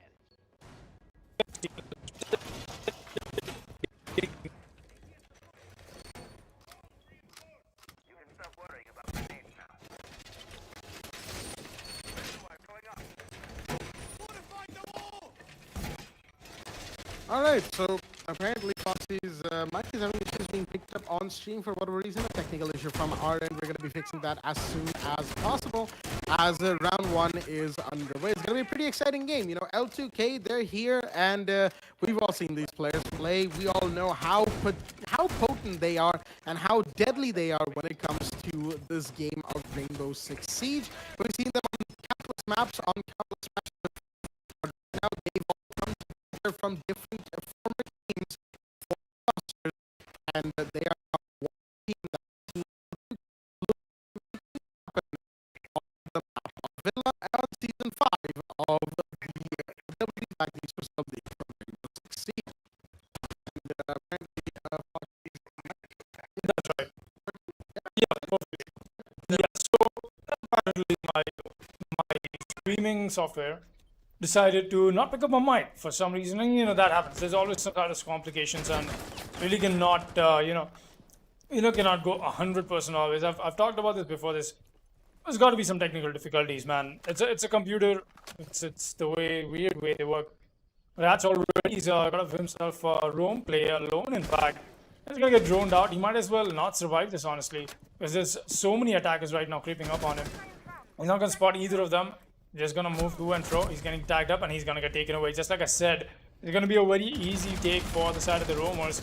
There's some that comment from getting a little bit. All right, Blank for C4 from below. Meanwhile, Fail is also already gonna take the fall. That's a huge one. JV wants to go for the revive, but I don't think the side of the attackers know that the down has come in. I've got to be careful about Blank, who's already moved his way back, and now they need the cover. And oh boy, that's that's a sad moment. That's going to be a kill for the smoke, but JV's here to retaliate. He's gonna get a frag, and he's gonna get 2 for himself, and that's more than just the damage that is being done. Somehow that confusion has landed themselves an advantage, but Sentinel Speed making his way in. He did spot the Valkyrie cam coming in, but there's the kill. Where did that come in? From Death himself. A team kill. What happened over there? JB with the 4K, I think? 3K. Getting himself the triple kill in the first round, and boy oh boy, that was honestly, that round looked like it was a casual match of Siege. Honestly. You're not exactly wrong there, Foxy. It looked like we were playing quick match instead of competitive. But, you know, I digress. It can be sometimes. Probably they just want to chill for a couple of rounds before they get hyper serious, as it was, you know, in competitive Rainbow Six. And something I definitely like to say, I've said this quite a lot across the many different matches that we've had on stream for the 5 seasons so far, is that fun is an invaluable aspect of playing pretty much any video game, especially competitive. If you're not having fun with the game, you won't really enjoy your time playing competitive. You want to make sure that you're playing with people who make you feel good while playing competitive. You want to make sure that you have friends in there, that you make friends with your teammates, and more than that, that all of you find the positive even if the match isn't going your way. That is a pretty big aspect, and honestly, a pretty big aspect of you know, just any game, especially in Rainbow Six competitive, especially these days in Rainbow Six, you know, the game's going through a bit of a hard time.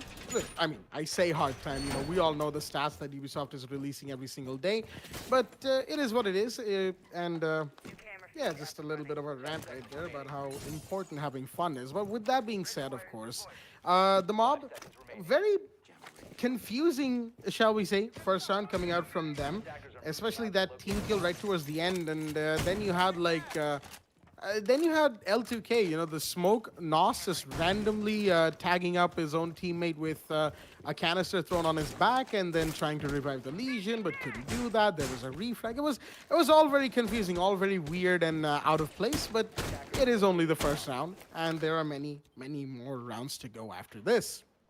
L2K on the defense have decided to pick the first floor kitchen and dining room sites.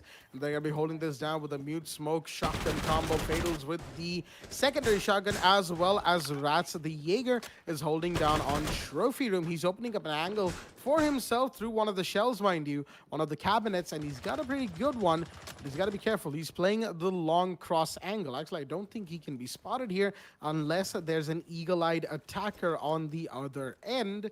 And that's going to be pretty interesting. He sees one. He's not going to go for it. He knows he doesn't have the shot. Rats, he's just positioning himself as effectively as possible. There's a Nomad, a Zofia, and a Sledge all towards the side of bedroom. Even a Thatcher is going to join them now. And the Jaeger Rats holding on by himself inside of trophy room is going to be a pretty big thorn on their side. Windows are being opened as well as shots are being fired, and the cabinet hold has been spotted out for that matter, as somebody's going to push in towards statutory. Jaeger should see him. There we go. Rat's going to start things off, excuse me, and that is Death 99 off the board very early. Super 6 finds another one, gets found by another one. That's Fatals taking another kill. The castle finds a pretty big one as more shots are being fired. That's from underneath the castle barricade as well. Pretty smart, as the Jaeger finds the Thatcher, and that is Rats being taken out by Kato as well. That was a trade, apparently, as the Thermite. Will he be found by the SMG level? Not quite. The shotgun's in, and it will find the Thermite as Bunny's gonna grenade himself, and oh no. No, Bunny, you hate to see that so much. Round 2 goes to the side of Team L2K off the back of a very unfortunate grenade situation, as round 3 is going to be in play, and we're heading to second floor trophy and statutory room from the side of the defense. No, most definitely. That's quite the play, and a very funny one indeed. Bunny, not sure he thought that through. I thought he maybe self-naded himself out. You know, being the last man standing, you don't want to take the fight. Sometimes you have those kind of plays coming up, self-destructive plays. I'm not gonna use that word, but yeah, self-destructive plays. But still, once again, a good attempt, not enough. Team L2K just outfragged the side of the mob. Honestly, Rats was allowed with so much. He was allowed so much freedom, taking the gunfights back to back, getting the first frag in, and then getting the second frag in, and back to back. They're just making sure they're getting every single frag on board, making sure that they have themselves that kind of advantage, out-fragging the side of the mob. Going ahead, let's see how the way things turn out. And there's most definitely going to be one hell of a turnaround if the mob happens to not put a run on board, but out-frag us at the L2K. That's just been the case, in fact, for the first round as well. We did see them off to a very, very miserable start. Honestly, Rats losing his life, then another down coming in on the smoke. Excuse me there. Another down coming in the smoke, and then it was a two. Excuse me once again. And then it was a to and fro, back to back, and just not able to convert the best out of it. Somehow L2K survived that just because they had the better gun power. Honestly, that was it. There was no strategies, nothing methodical, no mechanics that I'll be getting into. It was just the fact that they were winning the gunfights. And no matter how tactical this tactical shooter can be, at the end of the day, it's still a shooter. So you're landing the skills, you're landing everything. Blank trying to find a frag, but no, he's just going to fall back for the moment. The quick peek comes in, and going ahead, we'll be seeing a whole lot more of that. Rats will be watching this angle once again. I'm not sure if he's trying to find anybody here. Blank has got a nice Valkyrie cam to help himself as well. Spotting the drone out, he's just going to go back on his camera. Gets the drone right off. He's still got to be careful about this. He's manning his cam himself, and that means he'll also be the one to go back and forth from it. The flashbang comes out. The Ash is trying to go for the quick peek here. Blank is going to spot him, knows exactly that shoulder that did get popped the elbow. Blank is going to tag the Ash quite a bit. C4 goes out, does not claim it. Oh, it will somehow. Alright, that was a kill. Rats still be holding down on the side of Walt. This roam is working out perfectly for the side of L2K. And look at that, another frag drops, and Nos is going to get super strix. Meanwhile, the push is coming in. Rats tries to run in, but he's going to get caught out. And there's cover from his teammate. That's Blank taking off the board. Or Blank getting a kill off the board. And Blank with the double kill is going to secure Team L2K on another flawless round on board.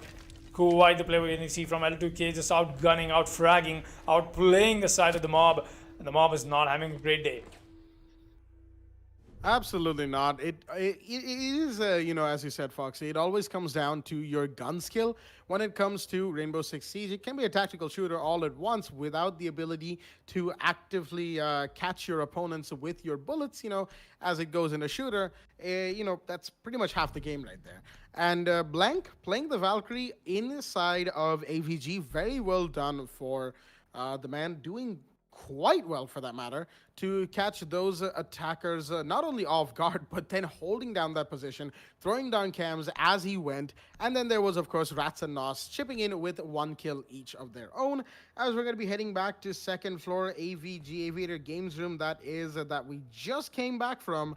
Well, not quite. That wasn't Sight in the last round. The Sight was Trophy Statutory. I know, it feels like Sight was Aviator Games Room with the way that the mob tried to push that.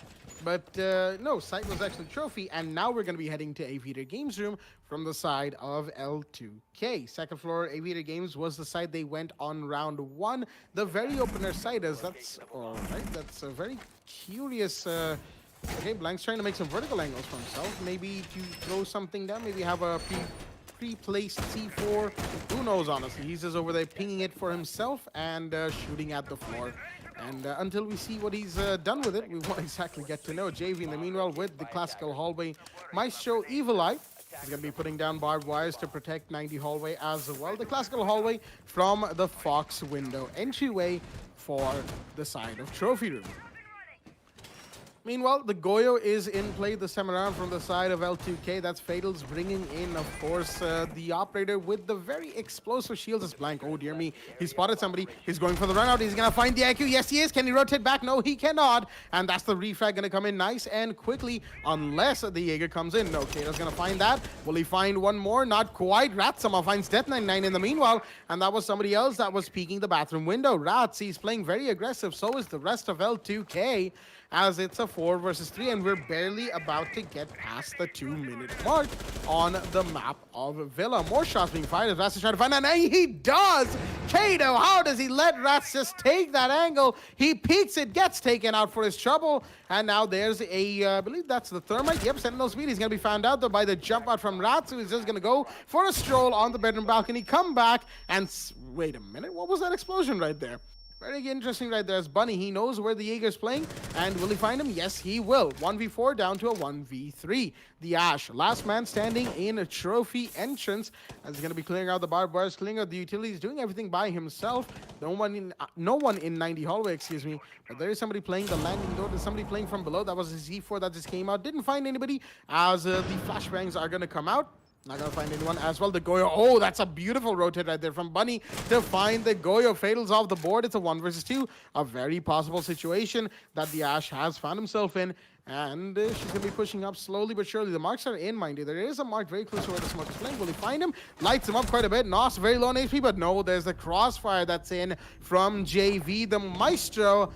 And that is going to give the set of L2K yet another round. Round 4 goes to them. The mob not showing up at all, as it is 4-0 in favor of L2K against the mob on round 5.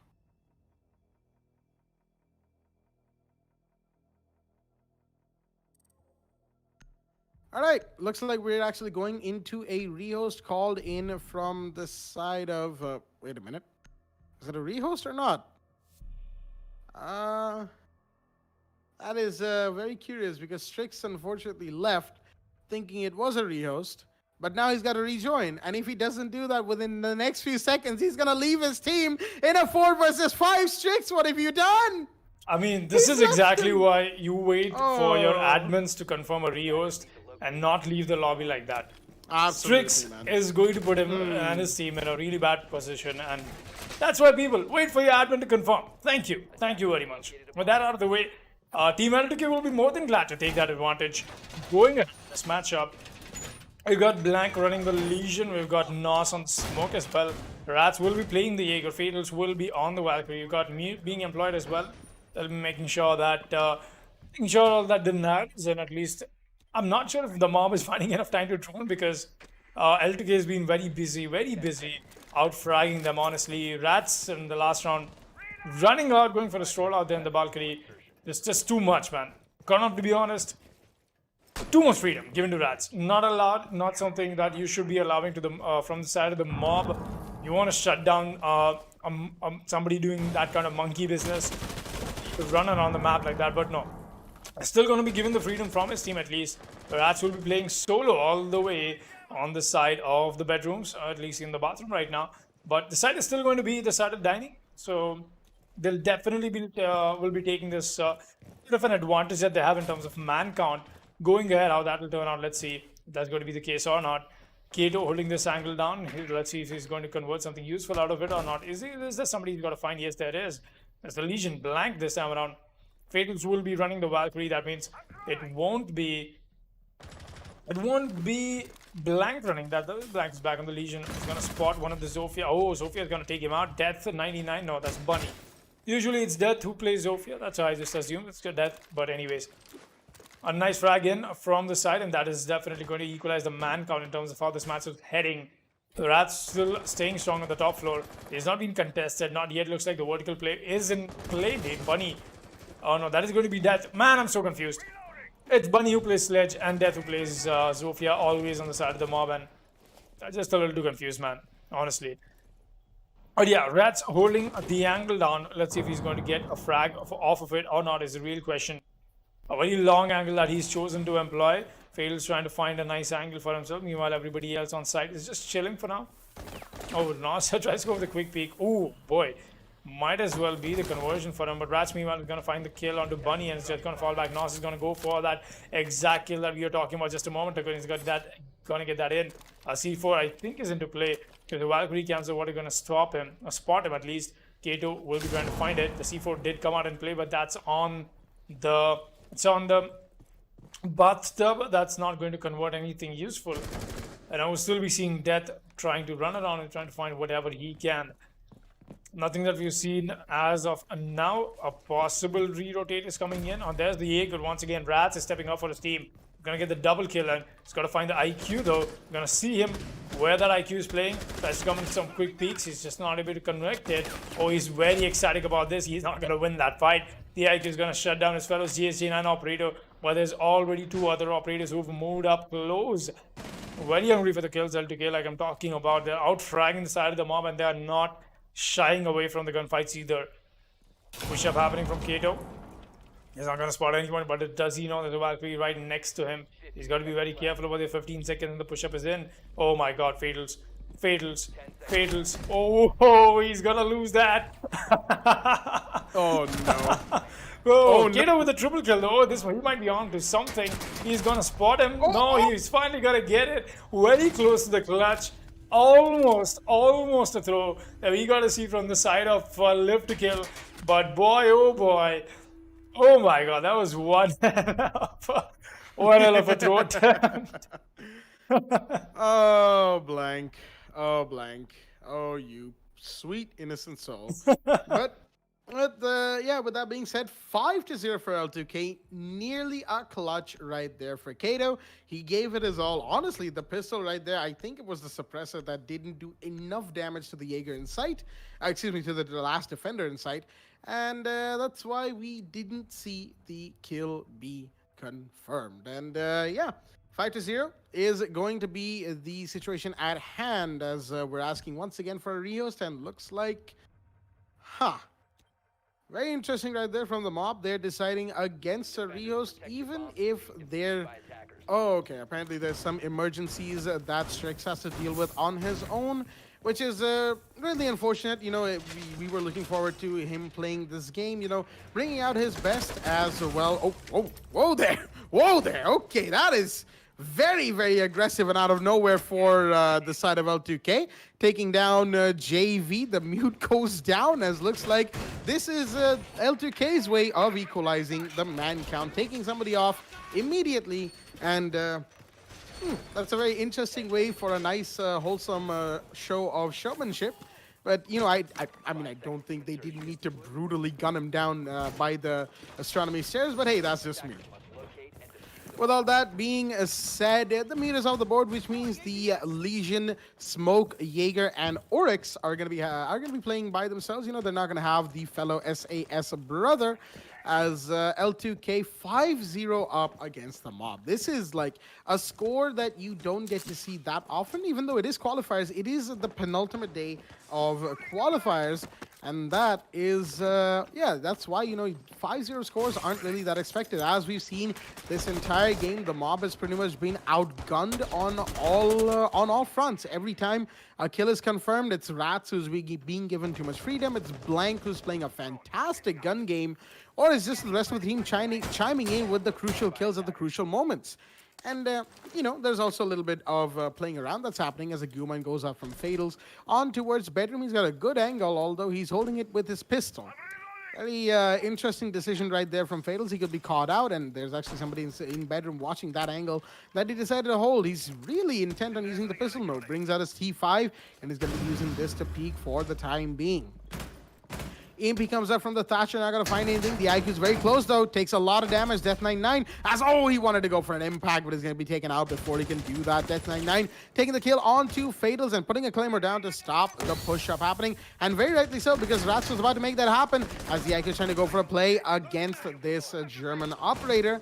As Nos in the meanwhile, they're all holding down set, and though the IQ, unfortunate white peak right there, didn't need to do that. The Claymore gets taken out, and Rats once again, so much freedom for the man. How has he not been taken out yet? As Zofe finds one, but Kato goes down in the meanwhile. Rats with another on the triple. Oh dear me, is he gonna find the fourth one? No, the punch hole gets spotted out, and Bunny will get that kill. Will he get another one? No, he won't. The shotgun to the face comes in, and that is Nos taking out Bunny. L2K are gonna get yet another round on board, and we're gonna head into round 7 roll swap. 6-0 on the side of L2K. The mob 0-6 down, not their night whatsoever, as a round 7 roll swap is underway. I mean, honestly, I don't want to mince my words here. We have L2K with former members of Division 1 teams, that is former Union Gaming or Virtual 5 Esports. That is where we did see JV and Fatals go to. Rats and Blank from X Reckoning Esports. So I don't really blame the mob. I wouldn't really say that whatever they've brought on board is not sufficient. It's just that these are former players from Division 1, the top tier in the country, or more than that, in fact, the subcontinent.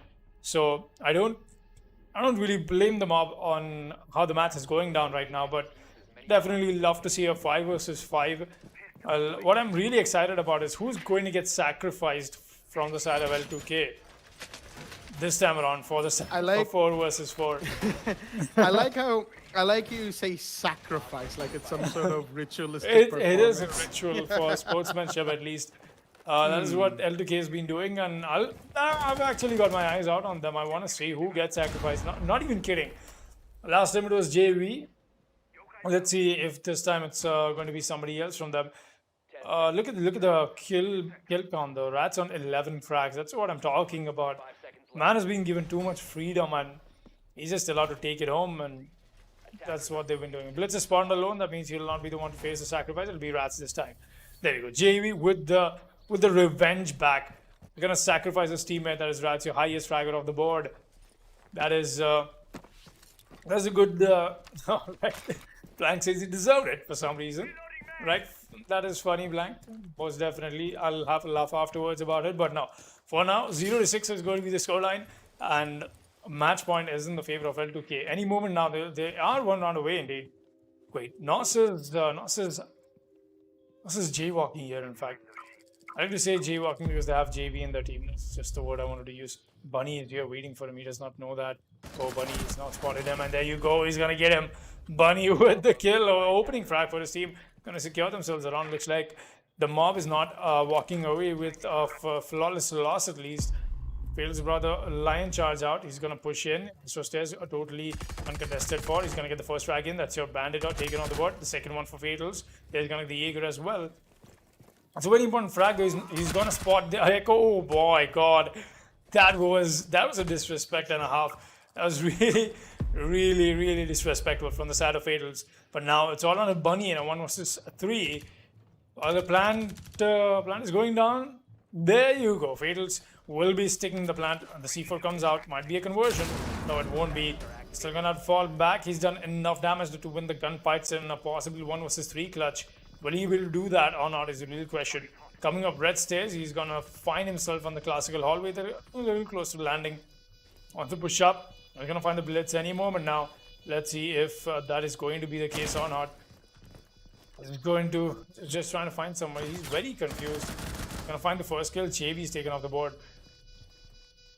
Still pushing up. I don't think he knows where the blitz is.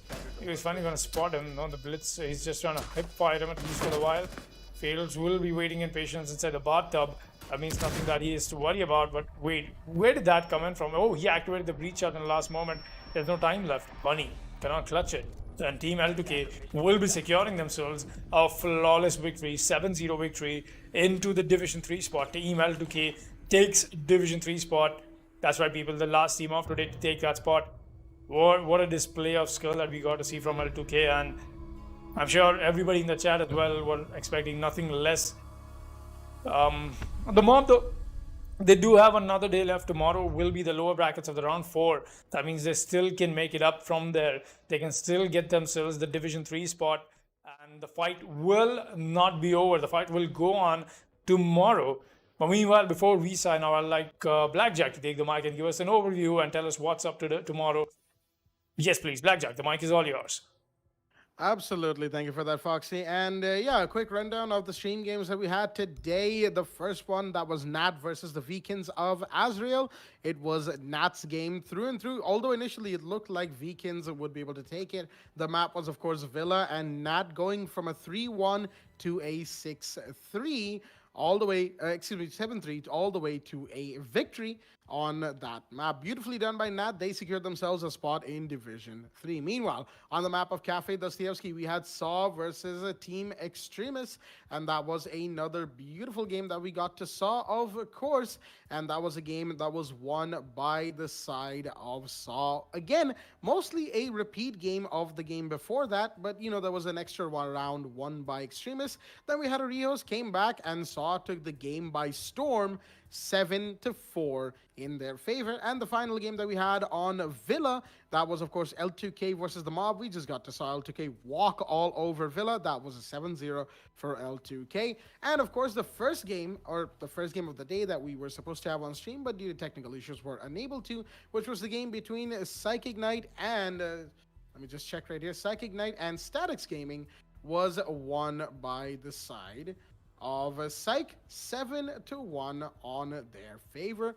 And these are your teams who are going to be going into Division 3 after the end of today. Psych Ignite, Nat, Saw, and L2K. We're going to find out who else is going to be finding their way into Division 3 tomorrow, ladies and gentlemen, as Phase 2 or the lower brackets of the qualifiers will be on Sunday, and it will be a very exciting day indeed. So with that being said, we're going to be right back with those games tomorrow. Stay tuned, and good night.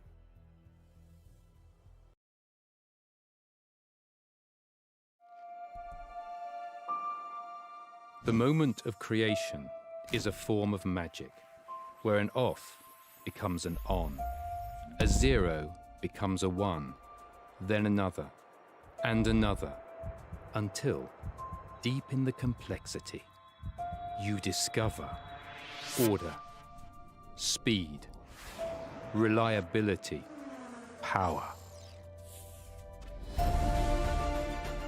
Experience the WD Black NVMe SSD.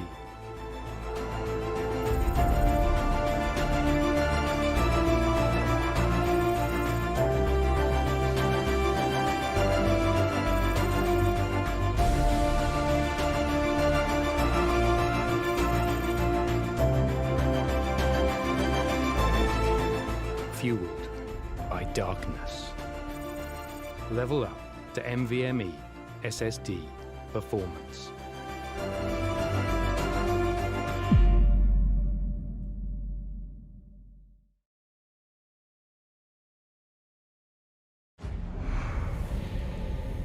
Numerous forces aimed at the Earth.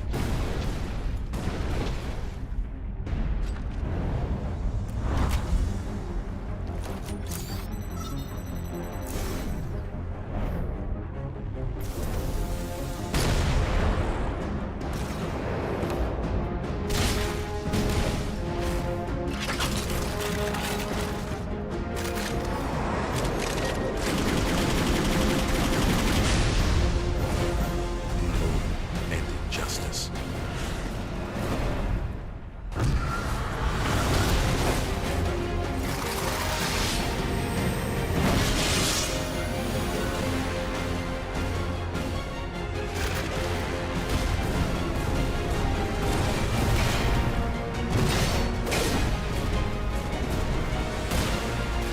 Let the glorious battle begin.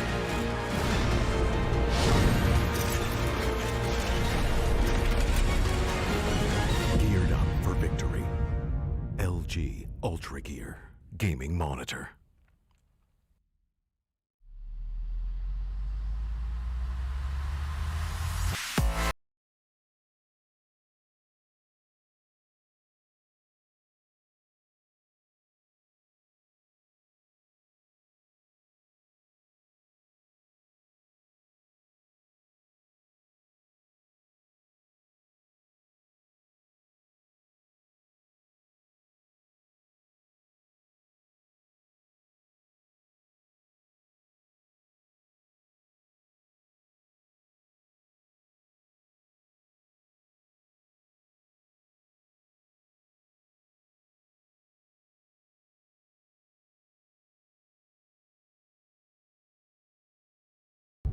Ready to breach.